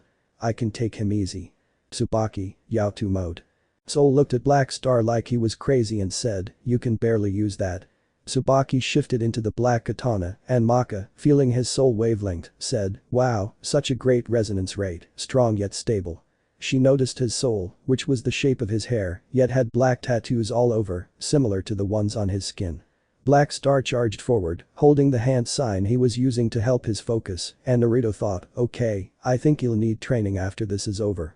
Free tried to stop Black Star, chanting, wolf wolves, ice spindle." As the ice spike formed, Black Star called out, "Tsubaki." Right. Stretching out his shadow, Tsubaki stopped the ice spike from forming and Black Star kept going, appearing in front of Free saying, "Eat this. My esoteric weapon. Shadow Star." He then all of a sudden started to pass out, Tsubaki shifting to her human state in worry. Soul, Maka, Naruto, and even Free sweat dropped and Soul said, "That wasn't even 10 seconds, right?" Naruto absent-mindedly took out a cigarette, lighting it as he said, "Well, it seems our friend will need more training, yes." Free grinned and said, "He seems strong for a kid, but I wonder, are you much better?" Naruto grinned and said, "Sure, I haven't fought an ice user in a long time." Naruto dropped into his stance before vanishing. Free looked around to try and guess where Naruto went, only to feel blades pierce his body. He spat up a bit of blood as all but one Naruto disappeared. He said, "Damn, that actually did hurt. Nothing I can't live from though." Naruto raised an eyebrow and said, "The fuck? Is he a regenerator?" Deciding to stop taking it easy, he drew out Chaos Ripper and said, "Well, it won't matter for long." Free grinned and said, about that, it won't matter what wounds you inflict on me. They always close, as I am from the immortal clan. Naruto started to laugh, even as everyone else looked in shock. Naruto then said, immortal? Are you shitting me? Man, I am glad Orochimaru ain't here, he'd be bitching about this so bad. He lifted Chaos Ripper, noting it wasn't as heavy as he thought, and he charged forward, his shadow wavering as he stabbed Free in the chest. Free was grinning, only to feel shocked as a shadow hand pierced his neck from behind. He looked back and saw it come out of a piece of Naruto's shadow. Naruto yanked his sword from Free's body, and he noticed the strange man still was breathing. He then said, shit, you are one annoying son of a bitch. Free grinned and said, is that so?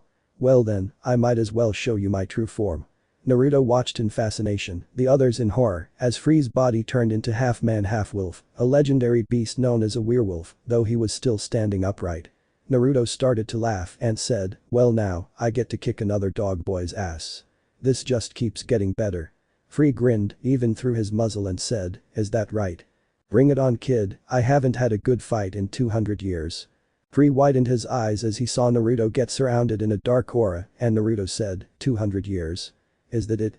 You are one old dog, maybe I should put you down. The dark aura grew, and Naruto said, black move, dark volley.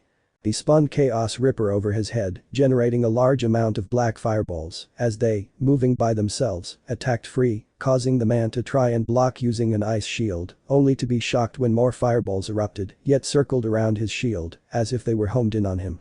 Naruto stopped forming the fireballs, as the dark aura that created them fell away.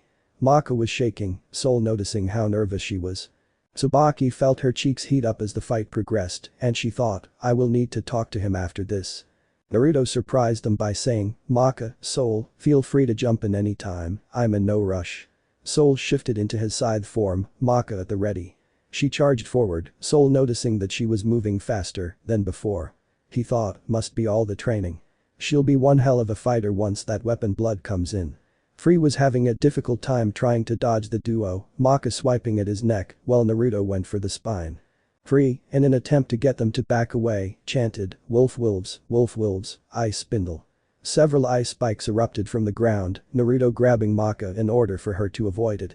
Haruka watched from a distance, and she heard Medusa say, Haruka, watch them closely now. I see them through your eyes. Soul Eater, how would you react to the black blood? Let's begin the experiment. Naruto hefted Chaos Ripper onto his shoulder, void gear appearing in his left hand. He then said, I have to say, you are strong, stronger than anyone I've fought here so far. Free grinned and said, same to you, if you weren't from Shibuya I'd buy you a drink. Naruto got into an odd stance, holding his blades out to his sides. Broxa's stance, Naruto vanished, though Free heard from all around, a black mist starting to roll in, 8 lethal points. The larynx, spine, lungs, liver, jugular vein, collarbone, kidney, and heart. How do you wish to die, werewolf? Free scoffed and said, you can't kill me, remember, I'm immortal. Free then got into a stance that reminded Naruto of the gentle fist Neji used and said, I'll crush you Shibuya folks with my fighting wolf fist. Naruto started to laugh and said, you so sure old dog. Maybe you should be put down. Free once again felt blades sink into his flesh, only to be taken out and his wounds closing. Naruto then said, such an annoying wolf. Why fight us, what is the point? Free pointed at the emblem of death and said, Shibuya, you bastards make the rules and treat us like puppets. You kill wolves when we pose a threat to humans, but keep us alive to make sure we stay that way. We do not want such a future, and it will be my anger toward you ignorant humans that shall drive a new future for the wolves. Naruto remembered the struggle of the Hyuga branch members, as Free said, a demon disguised as a wolf followed the Lamb of God. Demons, humans called us that too. Go hide in any house, why don't you? I'll find what house you're in and blow it down. Free looked over at Maka and said, you would make a perfect Red Riding Hood. Naruto felt his side be pierced by an ice spike and he knelt down, trying to use the medical jutsu Tsunade taught him. Damn it, guess Grandma Tsunade's jutsu were worth learning after all. Sometimes I actually miss the furball. He then said, Soul, Maka, you guys take over for now. Maka and Tsubaki noticed Naruto's wounds, and this quickly angered the two girls, Free becoming the focus of that anger. Soul shivered and thought, I do not want to get in their way. He left his mind going to the black room, and when he saw the demon, he said, alright you demon, lead me anywhere you like. I'll see your plan and destroy it. The little demon laughed and said, then follow me, there will be insanity and the ecstasy of joy waiting for you. Soul merely grinned. Maka and Soul concentrated and in unison said, let's go. Soul resonance. Tsubaki marveled at the resonance rate and Medusa, watching the entire thing, said, well now, it seems the black blood is starting to flow, I wonder how far it will go.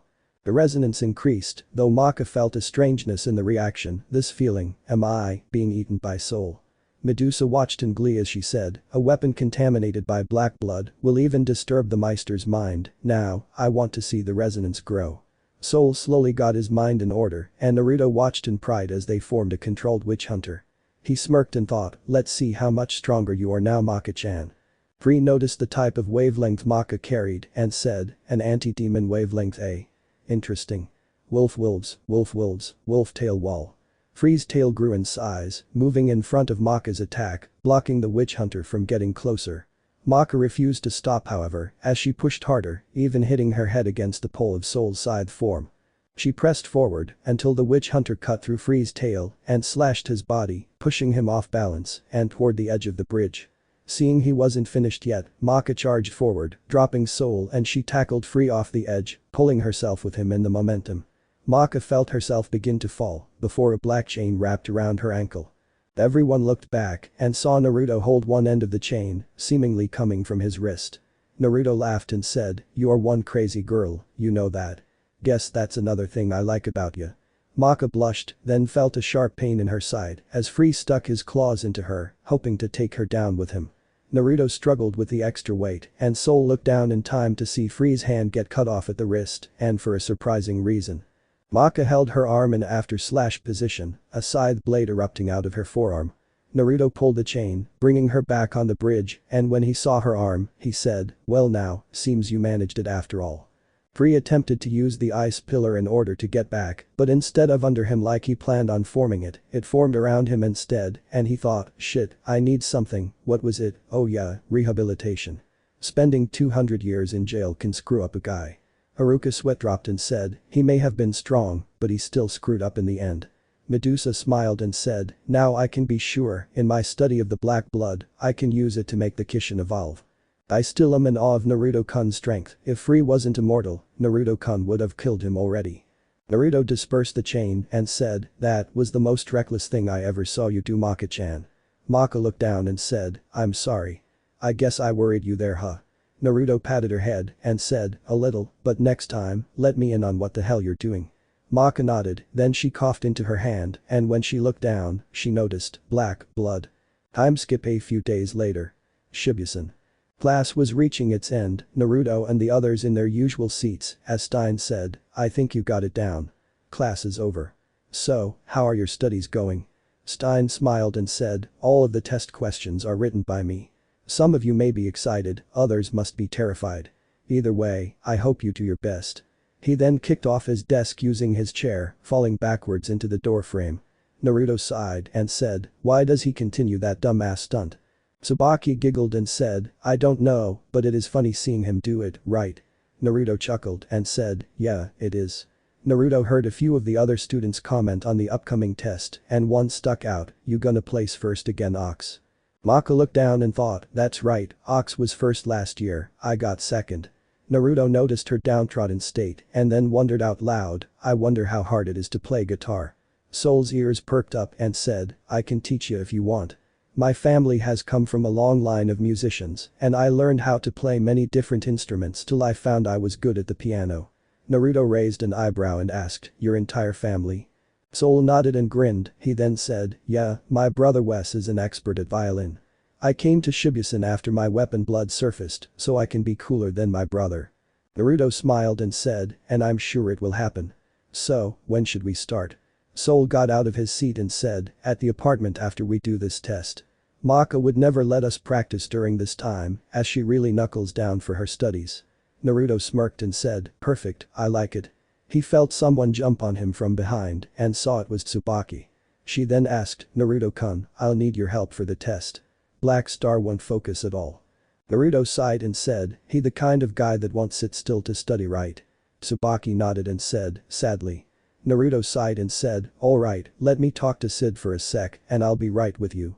Tsubaki saw Naruto talking to the zombie for a few minutes before she saw them shake hands. Naruto then started to walk away as he came back to her and said, "Alright, let's go." Maka saw Naruto leave with Tsubaki and she thought, must have asked for him to help Black Star. They seem to be get closer. I know he can be a polygamist, but it is a little awkward at times. She then felt a hand on her shoulder and saw Naruto behind her, making her do a quick double take before she remembered he can create clones. Naruto then said, "Let's go, boss sent me to help you out, so you could beat Ox this time." Maka beamed, as said student walked out of the classroom and thought, it will be the same as last year Maka, no one beats me in a test. No one seemed to notice Spirit doing something that involved waving his hands. When Stein asked about it, he said, "I'm sending Maka a do your best aura, so she can do better." Stein sweat dropped and said, "Okay, carry on." Right. Maka, Naruto, and Soul's apartment 3 days before the test. Maka sat at her desk diligently, going over stacks of textbooks. Blair jumped onto an empty space on the desk and Maka said, "Alright, gotta aim for the top spot." Blair curled up on one stack of books and asked, "Hey Maka, are tests fun?" Maka smiled and said, "Yep.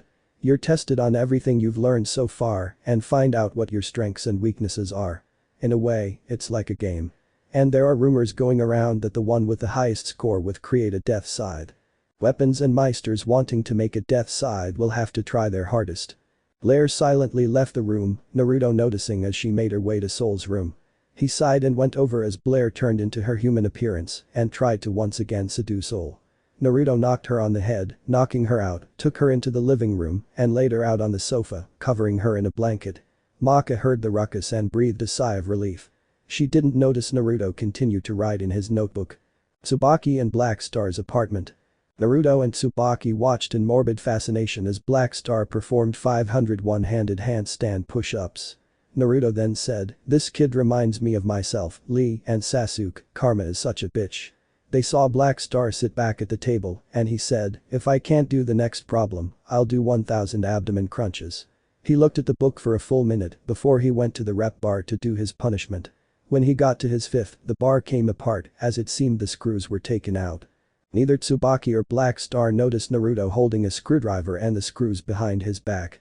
Naruto then said, "Look, just sit down and focus on the problem. And for the love of God no punishment game. It's bad enough I gotta see this." Shikadai Mansion Death's home. Liz and Patty were also getting ready for the test. And by getting ready, it really means Liz dressing as a businesswoman and Patty wearing street clothes. They both sat down at the dining room table and began to study. Kid on the other hand wasn't worried at all as he walked into the room and said, "Ah, it's good to see those two so serious about this." He then looked at what they were doing and said, "What the hell are you doing?" Liz was plucking her eyebrows while Patty was fast asleep. Liz turned to Kid and said, "My eyebrow hairs were bugging me for some reason." Kid smiled and said, "Really? Trimming your eyebrows? It would be perfect if the left and right matched perfectly." Liz glared at Kid and said, "No way, do you have any idea how long it took the last time you did that?" Kid thought and said, "About 3 days." Liz's glare intensified and she said, "Try a month." Kid made a praying sign with his hands and said, "Please, I swear I'll work quickly this time." Liz sighed and said, "Fine, I guess there's no way around it." Kid quickly set up a sketchboard and said, "Alright, let's work on the design." Liz deadpanned and said, "Just die would you?" Tsubaki and Black Star's apartment day before the test. Tsubaki was enjoying a relaxing bath and she said, "Tomorrow's the big day. Naruto-kun's been helping out a lot. Black Star hasn't even tried anything yet. I wonder how hard those two are working." She slid further underwater as she said, "Maybe I'll make a little something, they must be hungry." After she finished her bath, she dressed herself and went back into the living room with a plate of onigiri. She then said, "Alright you two, I bet you're hungry." She then noticed that Naruto was asleep and Black Star was nowhere to be found. Tsubaki slightly shook Naruto awake and she asked, "Where's Black Star?" Naruto slowly looked around and said, "Not sure, I told him to go over a few of the problems, took a quick nap, and now this." Tsubaki sat down near the table, sighed and said, "Just when he was doing so good too." Naruto wrapped an arm around her waist, eliciting a blush from Tsubaki and said, "Nothing we can do now. Let's just hope he doesn't do something stupid." Tsubaki nodded and the duo drifted back to sleep. Patchwork Laboratory. Hi ha. Black Star covered his mouth as he said, "Oh crap, I shouted that out loud." He snuck into the lab, removing his shoes. He quietly said, I'm not the kind of guy that does a quiet study. For an assassin, stealing a test from a professor is nothing. His stomach let out a growl, and he said, crap, I'm starving. He made it to Stein's office, where he noticed the test papers. He made his way over to them and said, perfect. With this, I'll become a god. The god of perfect grades, that is. He failed to notice Stein slowly walk up behind him, too lost in his glee. He took notice when Stein was right behind him, and when he slowly turned his head, he saw that Stein was slowly turning the screw in his head. Liz looked at Kid from the table and said, is it okay for you to not study, Kid? Kid, Note Van looking from his work, said, I'm a Shinigami, I already fully understand the subject of souls. Besides, he turned to face them, you two don't look like you're doing much either. Liz absent-mindedly painted her nails, as she said, I just don't want to overdo it. Soul was finishing his pre-test preparations, as he said, alright, it's done. Maka petted Blair as she said, okay, it's all done.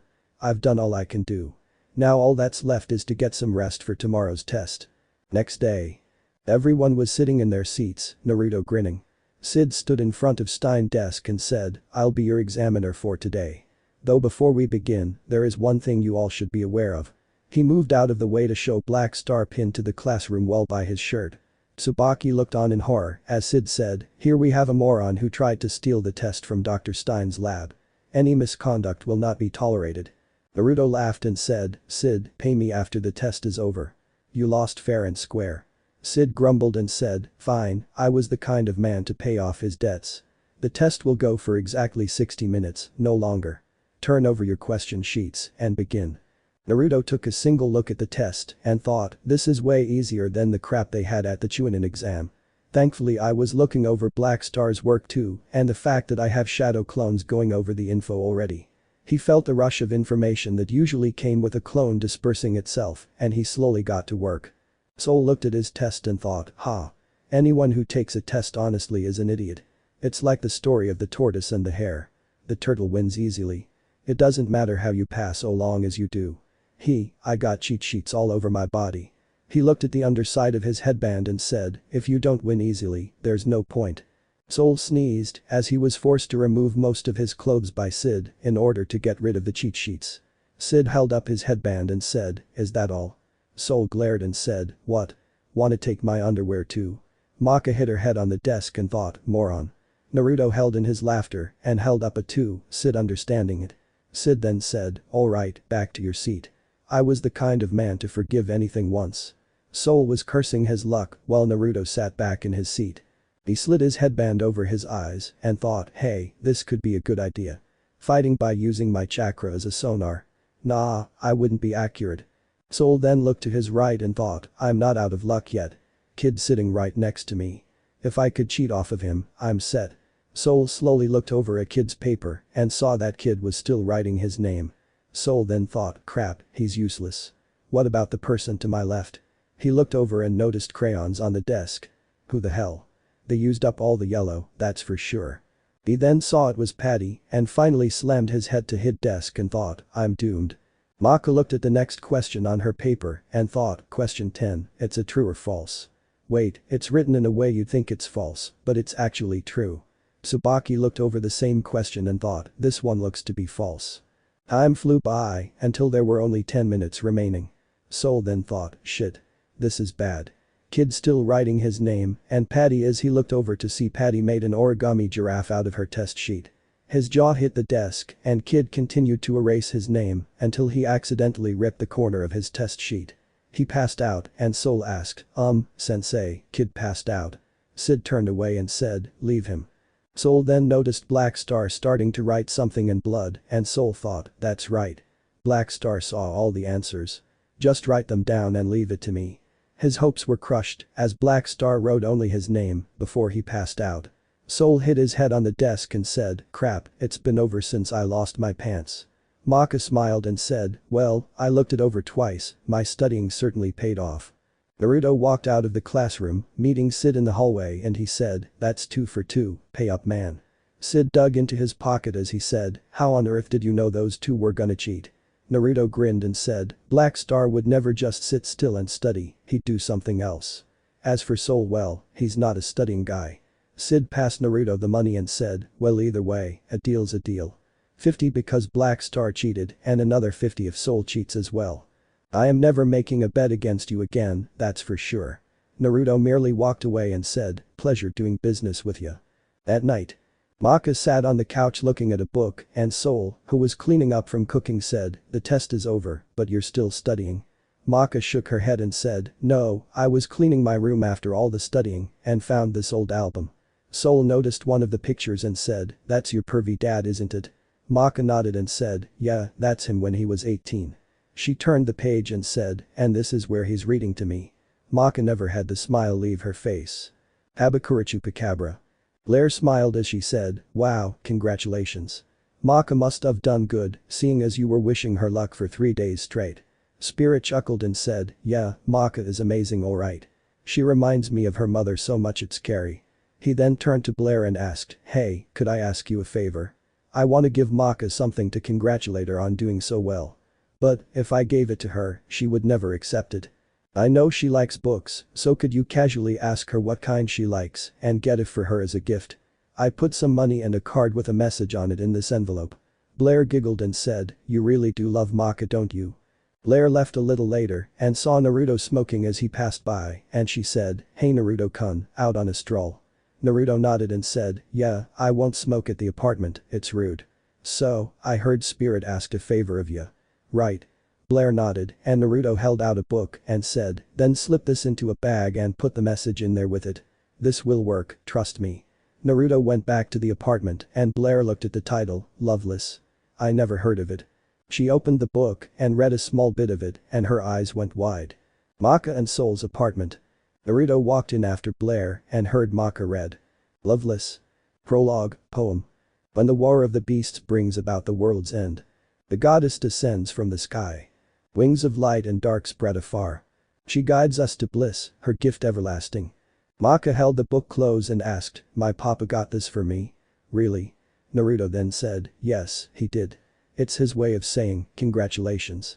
Maka smiled and said, thanks papa. You did something right for once. Soul then looked at the cover and said, hey Naruto, why is your name on this? Naruto smiled and said, well, my old master was a writer in his own right. I thought it made sense to follow in that. What you have there is the first copy, I was meeting a publisher today to print it and they loved it. Maka hugged Naruto and said, wow, it's great, I'm guessing Papa had nothing to do with this huh? Naruto smiled and said, oh he did, he was the one that talked me into selling him the first copy, but had me give it to you. Be honest, would you accept something from him? Shaking her head, Naruto said, point proven, well, I guess it's time to get some rest, what do you think? Maka and Soul nodded and went to their rooms. Blair then hugged Naruto from behind and said, that was a great save you pulled. Blair would have done something wrong, like buying a pair of underwear, then make it shrink for Maka to wear. Naruto chuckled and said, that would have been a bad thing. Now then, any news? Blair shook her head and said, nothing at the moment, sorry. Naruto smiled and said, it's fine, you haven't been doing this for very long, good stuff won't come in right away. Exam results announcement. Total of 130 participants. First place. Maka 100 points. Second place Naruto 99 points. Third place. Ox 98 points. 27th place. Tsubaki 81 points. 108th place. Soul 35 points. 113th place. Liz 28 points. 128th place. Patty 2 points, the giraffe happened to actually worth something. Unmentionable. Black Star. 0 points. Death the Kid. 0 points. Maka, Blair, and even Soul looked on in shock as they saw Naruto practicing on a guitar while sitting on the couch. Soul broke the shared silence by saying, wow, you sure you never had a lesson before? Naruto stopped and said, no, I haven't, but people always told me I had a knack for learning things quicker than most, with proper instruction. Soul looked a little irked and said, mind at least telling me why you asked me to teach you in the first place? Naruto sheepishly smiled and said, well, I was gonna play at the Christmas Eve dance. I talked to Shinigami-sama about it and he was thrilled, something about the usual band being having a habit of showing up late or something. Naruto touched the strings to practice again, but a black lightning went from his fingers to the strings and soon down the neck and body of the guitar, slowly changing it as it went. The neck became more streamlined, though the strings vanished. Think Neven from DMC3, but black instead of purple, and the lightning is black with red outline, the body crackled with electricity, and to the shock of Maka, Soul and Blair, when Naruto tested the guitar, lighting acted as the strings. Soul then said, "Dude, that is so badass." Naruto looked at the guitar again and said, "Guess my dark powers can react with anything, huh?" He then remembered what Itachi said, "Darkness takes many forms, your swords are proof of this."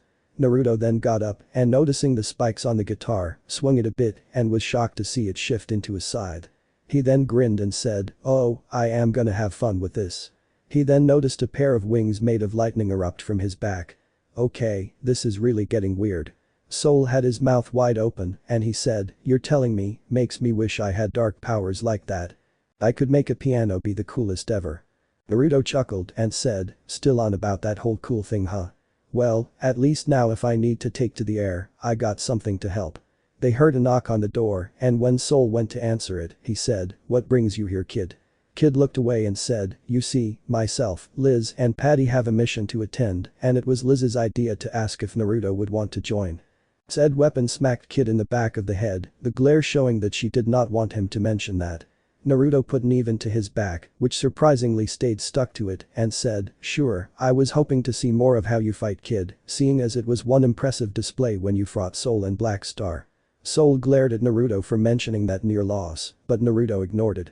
The wings vanished as Neven reverted to its guitar state and Naruto looked at his back and thought, something tells me I might need this. Maka gave Naruto a kiss on the cheek and said, "Good luck." Naruto saw Liz give Maka a slight glare as he went out, a smirk across his face. Naruto Sea Coast. The entire sea coast was covered in fog and a villager was running into town shouting, "Run. It's a Kakuryu. The Kakuryu has come." He saw a shape in the fog and stood petrified.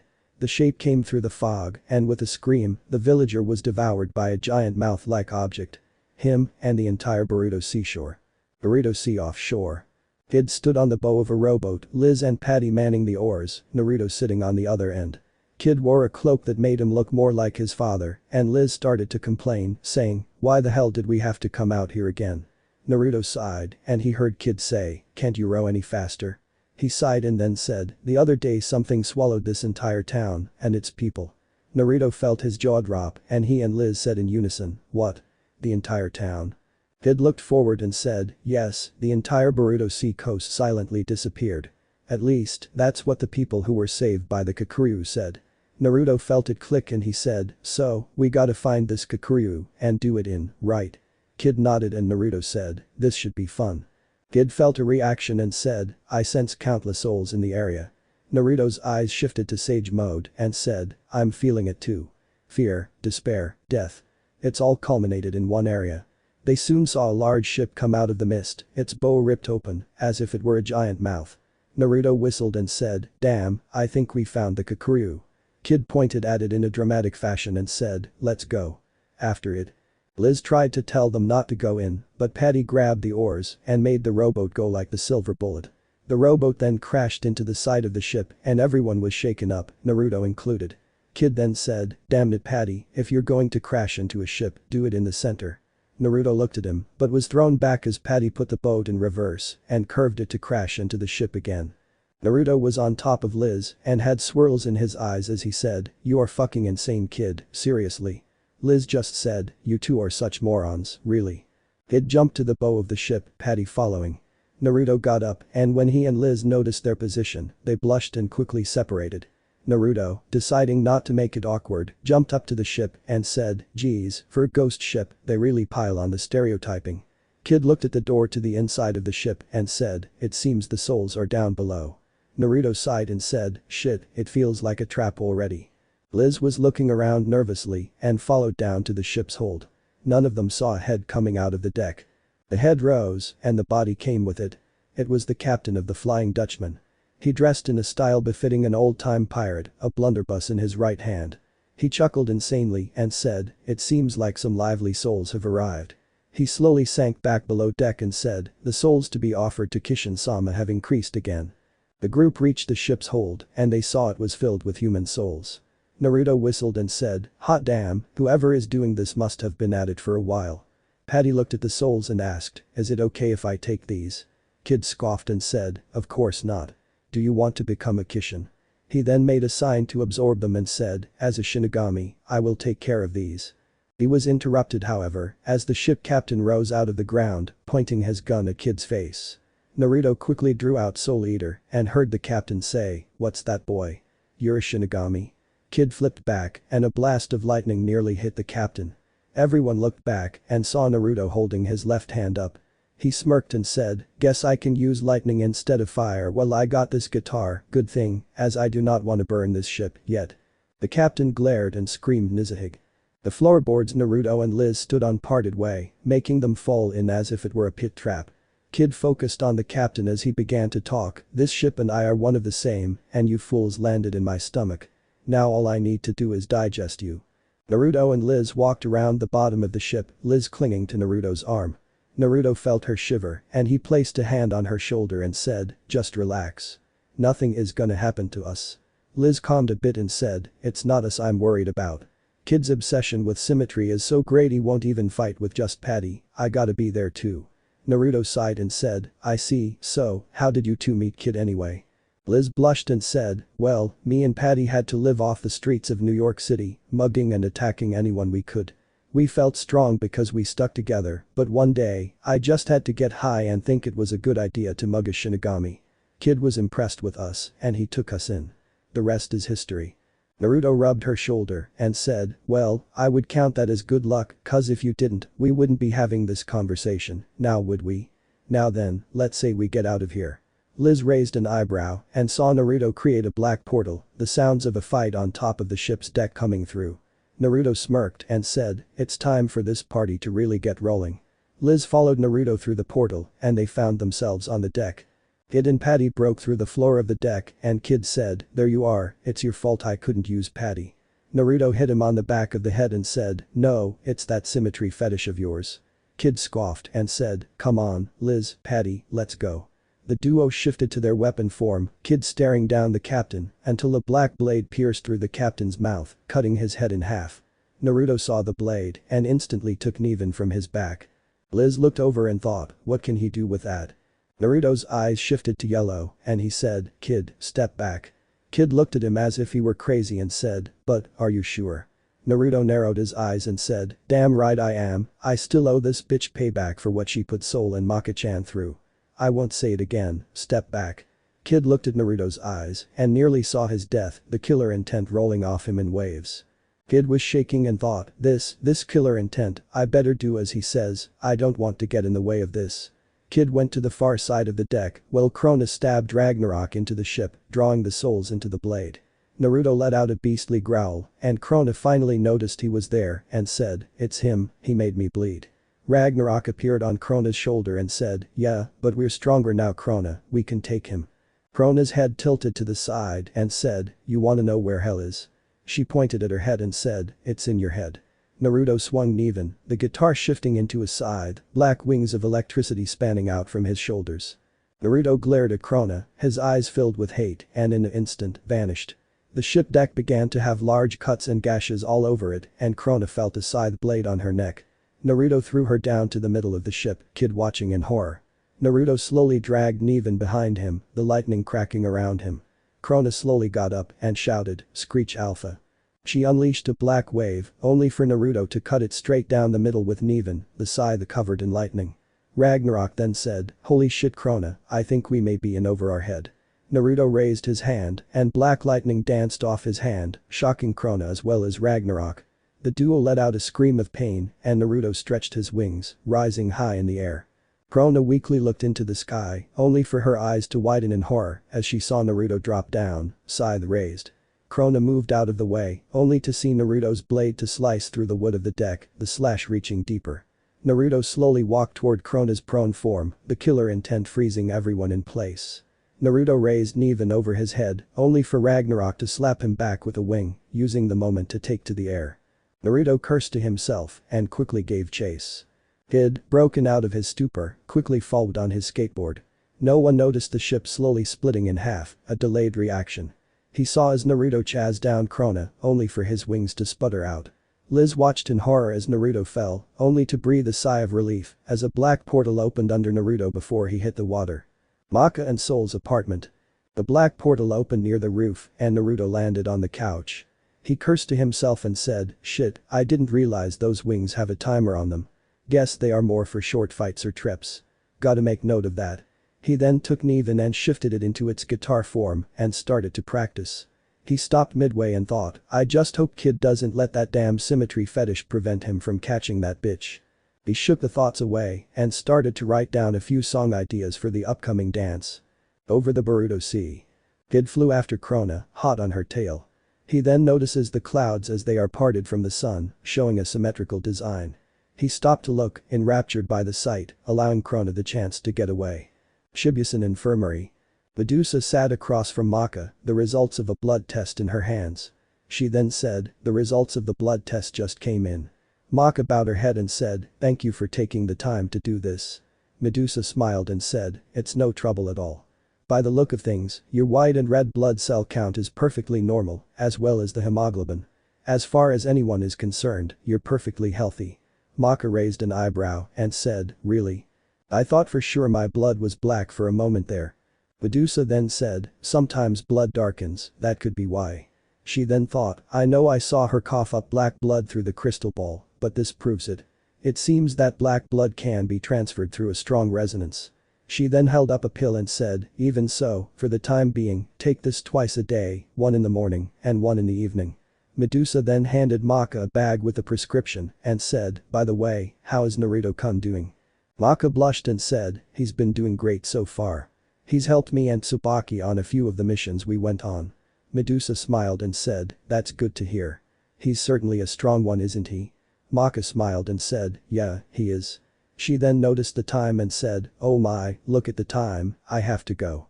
Maka left with the bag in hand, leaving Medusa to think, it's so strange, why did Maka's black blood disappear? My research is flawless. There must be something in her medical record. Medusa went over to her filing cabinet only to see that Maka's medical record was missing. She then heard something hit her desk and she turned and saw Naruto leaning against her desk, Maka's file in hand. He smirked and said, looking for this? Medusa smiled and said, yes I am, I prescribed Maka a medicine and I wanted to add the blood results to her medical record. Naruto held up a bag and said, you mean this medicine? It looks like a blood enhancing agent, did you make this yourself? Medusa nodded and said, yes I did, as a nurse, I wanted to ensure Maka got the right medicine. Naruto smirked and said, that is certainly sweet of you Medusa-chan, as usual.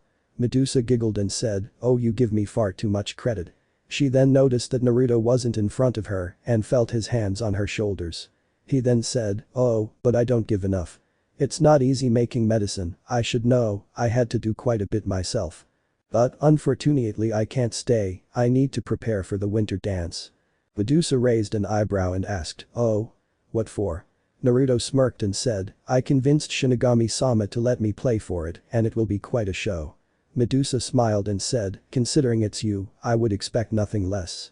Naruto gave her a quick kiss on the cheek and said, see you then. He then vanished into a cloud of black smoke, Medusa still holding her cheek. Shibuya hallway. Naruto followed Stein and Sid, who was dressed in what he guessed was their version of Black Ops gear. He dresses like a jonin for this, for crying out loud, as they discussed the plan to check Medusa's lab. He then thought, well, I better follow along, never know if things may get hairy.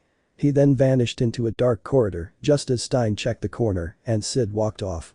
Medusa's lab. Sid slowly went up to the entrance, checking the door, only to find it open. He slowly went inside, reaching for his knife. He looks around the room and sees glass jars filled with various body parts and other things. He then said, this is a doctor's lab. He then spotted a drawing on the wall and said, the symbols around this circle, definitely used by witches. He then saw a book laying on the table and said, a diary. I'm about to look in a woman's diary, what kind of man am I if I do this? He then opened to what he thought was the latest entry and his eyes widened, reading the horrifying plans. He then said, my god, she plans to do this during tomorrow's party. I got to warn Stein and Lord Death. He then heard croaking sounds behind him. He turned and saw black toad-like blobs floating behind him and saw they were about to explode. He only said, holy shit. As he then felt himself get pulled downwards before the explosion took place, which destroyed the entire lab. His head felt dizzy and once the cobwebs went away, he noticed Naruto sitting on a rock and said, thanks for the save. Naruto merely closed his eyes and asked, so, what did you find in there? Sid sighed and said, sorry kid, I can't tell you that. Naruto sighed and said, I see, well then, I will see you at the party tomorrow. He then vanished in a puff of black smoke.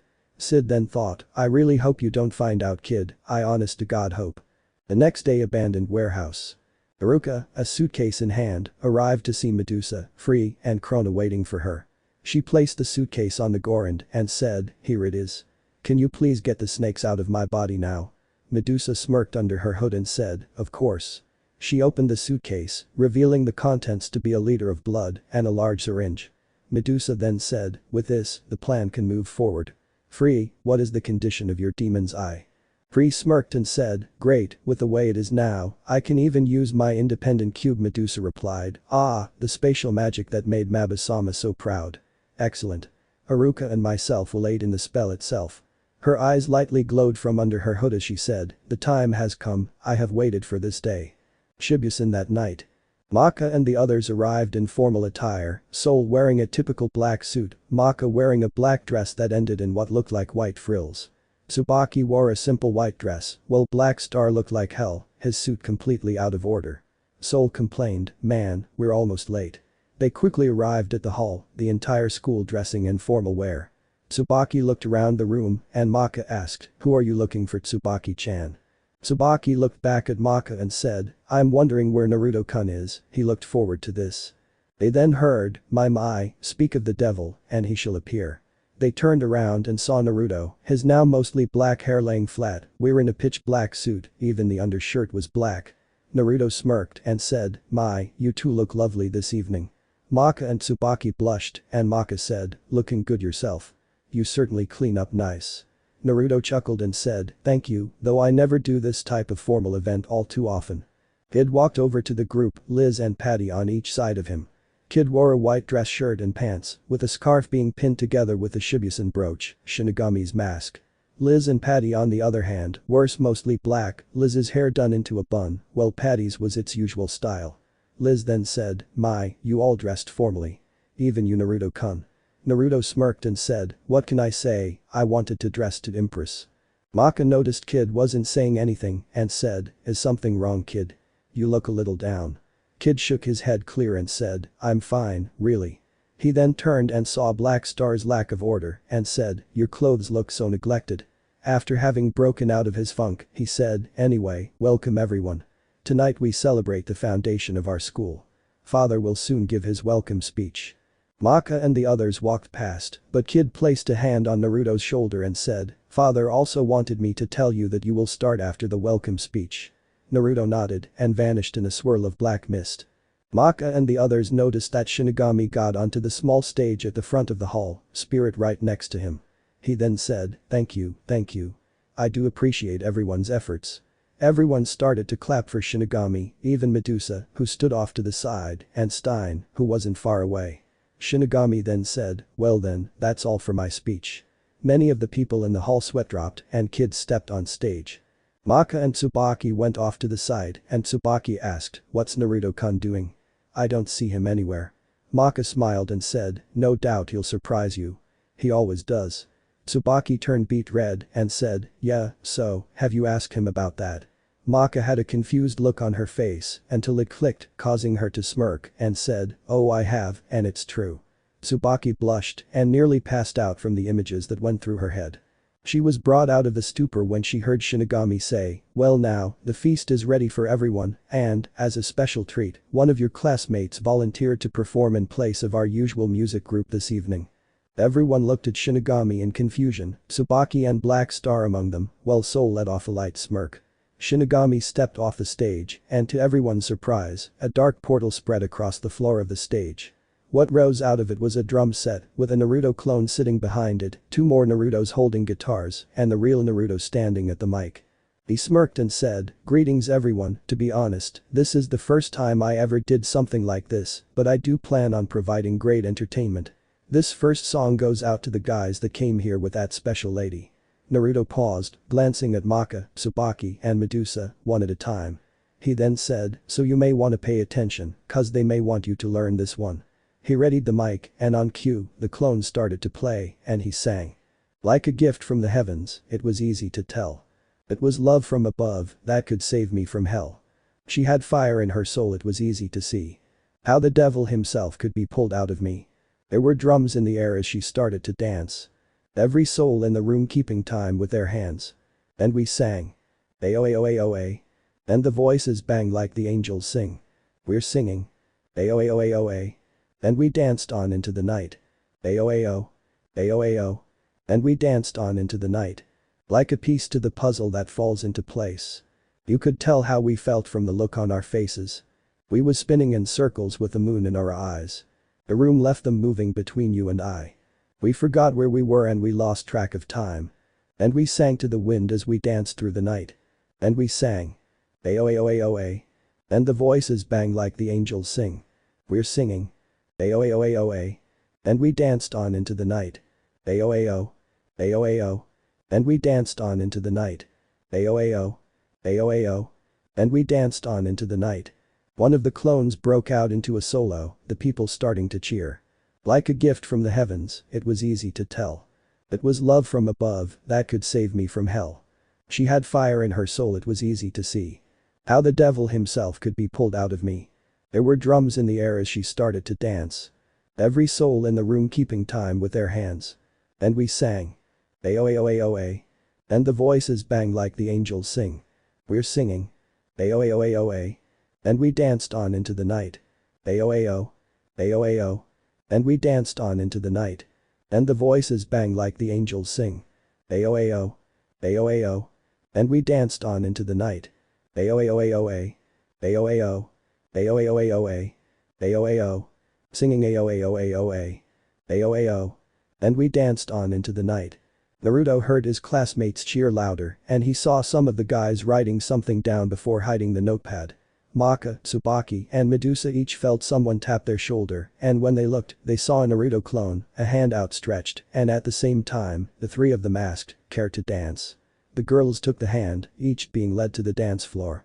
Everyone gave them a space on the dance floor, and Naruto smirked and on cue, had his clone start to play, as he sang. "Here I stand, helpless and left for dead. Close your eyes, so many days go by. Easy to find what's wrong, harder to find what's right. I believe in you, I can show you that I can see right through all your empty lies. I won't stay long, in this world so wrong. Say goodbye, as we dance with the devil tonight. Don't you dare look at him in the eye, as we dance with the devil tonight. Trembling, crawling across my skin. Feeling your cold dead eyes, stealing the life of mine. I believe in you, I can show you that I can see right through all your empty lies. I won't last long, in this world so wrong. Say goodbye, as we dance with the devil tonight. Don't you dare look at him in the eye, as we dance with the devil tonight. Hold on. Hold on. Say goodbye, as we dance with the devil tonight. Don't you dare look at him in the eye, as we dance with the devil tonight. Hold on. Hold on. Goodbye." As the last notes played, each of the clones did something very bold. They pulled their dance partners into a dip and gave a passionate kiss on the lips. Everyone gave a large catcall, though Spirit sported a large tick on his forehead for two reasons. 1. Naruto just kissed 3 girls, and 2. 2 of those girls were Medusa, the sexy nurse, and Maka, his own daughter. Soul let a smirk cross his face, and he said, to the surprise of those near him, "About damn time." The clones let the girls up and with a bow, vanished into smoke. Naruto blushed as one clone's memory showed that Tsubaki put a bit extra into the kiss. He shook his head and said, "Okay, now that is, cleared up, I think it's time we turn this party up, right?" He received many cheers, even Shinigami was applauding. Naruto had Nevan appear in a flash of black lightning, and with a mental command, the clones played once again, this time Naruto playing along with them, as he sang. "I don't wanna stand beside you. I'm gonna try and feel the pain you're going through. Till the death you've seen is through. Cold sweats, hallucinations. I wanna speak to stop the hell I'm going through. The addiction's taking you. Can you see me through bloodshot eyes? Should I fight for what is right or let it die? Now I'm choking on force-fed lies. Do I fight or let it die? I will fight one more fight. Don't break down in front of me. I will fight, will you fight? I am not the enemy. I will try one last time. Are you listening to me? I will fight the last fight. I am not your enemy. Everyone is sick of caring. No silver lining. On the cloud that covers you. Let it pour and soak you through. No hope, just desperation. So sit and wait for death. And pray it takes you soon. The addiction's taking you. Can you see me through bloodshot eyes? Should I fight for what is right or let it die? Now I'm choking on force-fed lies. Do I fight or let it die? I will fight one more fight. Don't break down in front of me. I will fight, will you fight? I am not the enemy. I will try one last time. Are you listening to me? I will fight the last fight. I am not your enemy. Can you see me through bloodshot eyes? Should I fight another night or let it die? Now I'm choking on every lie. Do I fight or let it die? I will fight one more fight. Don't break down in front of me. I will fight, will you fight? I am not the enemy. I will try one last time. Are you listening to me? I will fight the last fight. I am not your enemy. I am not your enemy. I am not your enemy. Medusa noticed Naruto staring right at her and she thought, does he know? Maka on the other hand went out to the balcony, plate of food in hand, after noticing Soul was out there by himself. She then asked, what's up? Soul smirked and said, not really a fan of parties. It reminds me of, well, you know. Maka nodded, aware of where Soul came from. He must have gotten sick of these kinds of things. She noticed Soul smirk and he said, so, it's about damn time you two went public. Maka blushed and said, yeah, so. Soul chuckled and said, relax, I always thought of you as like the little sister I never had.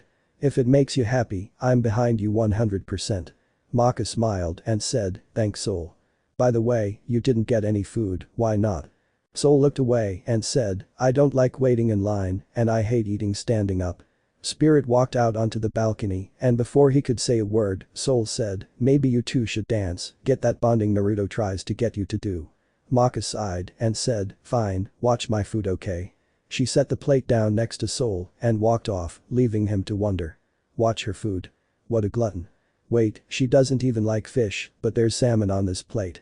It finally clicked and he thought, she's such a weird girl, but that makes her cool. Naruto heard his classmates cheer and said, you guys like that? Hearing more cheers, he said, alright, I got a song that you guys might like, here goes. He noticed Medusa near a corner of the room and he replaced himself with a clone, leaving it to sing. Borderline. Dead inside. I don't mind. Falling to pieces. Count me in, violent. Let's begin, feeding the sickness. How do I simplify? Dislocate the enemies on the way. Show me what it's like. The dream in black and white. So I can leave this world tonight. Full of fear.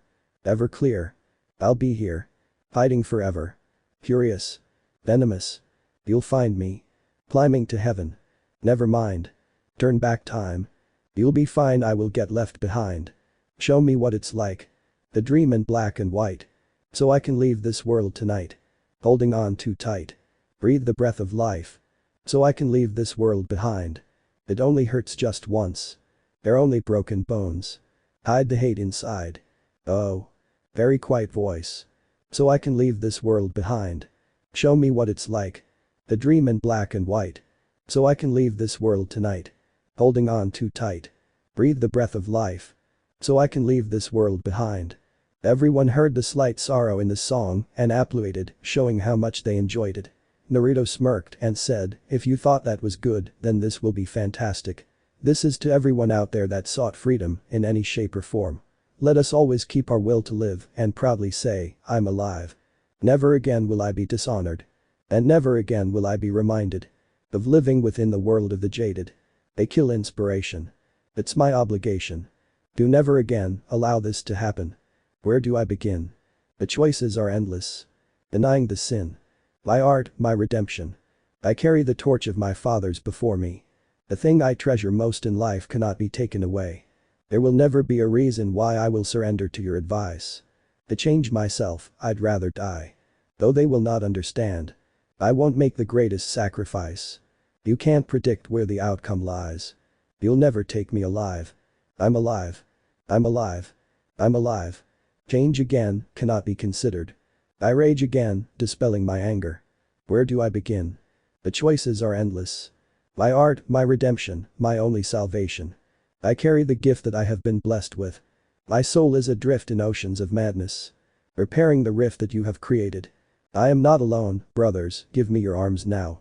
The thing I treasure most in life cannot be taken away. There will never be a reason why I will surrender to your advice. To change myself, I'd rather die.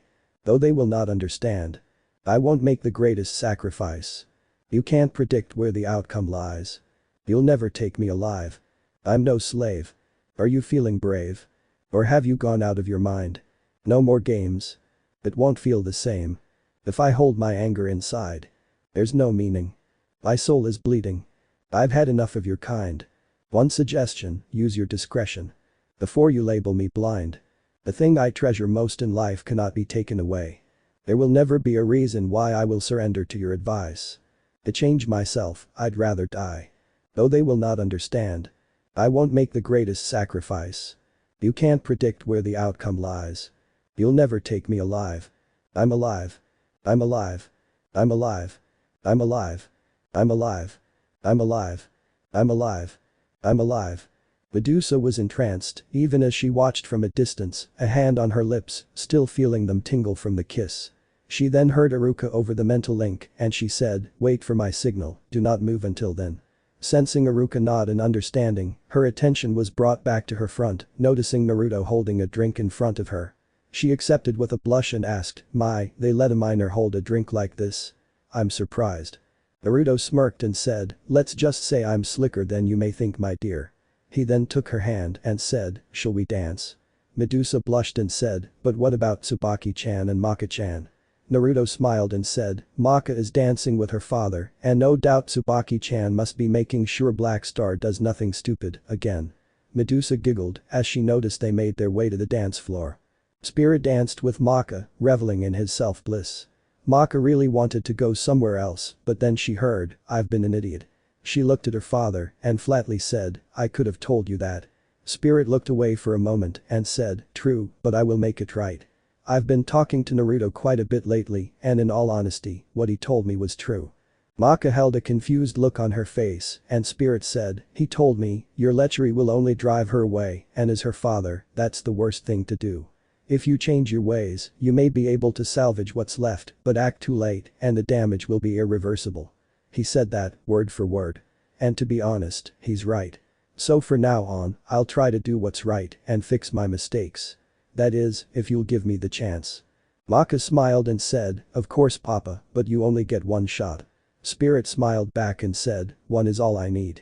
Naruto and Medusa slowly danced in the middle of the floor, and Naruto said, "You look ravishing in this, my dear."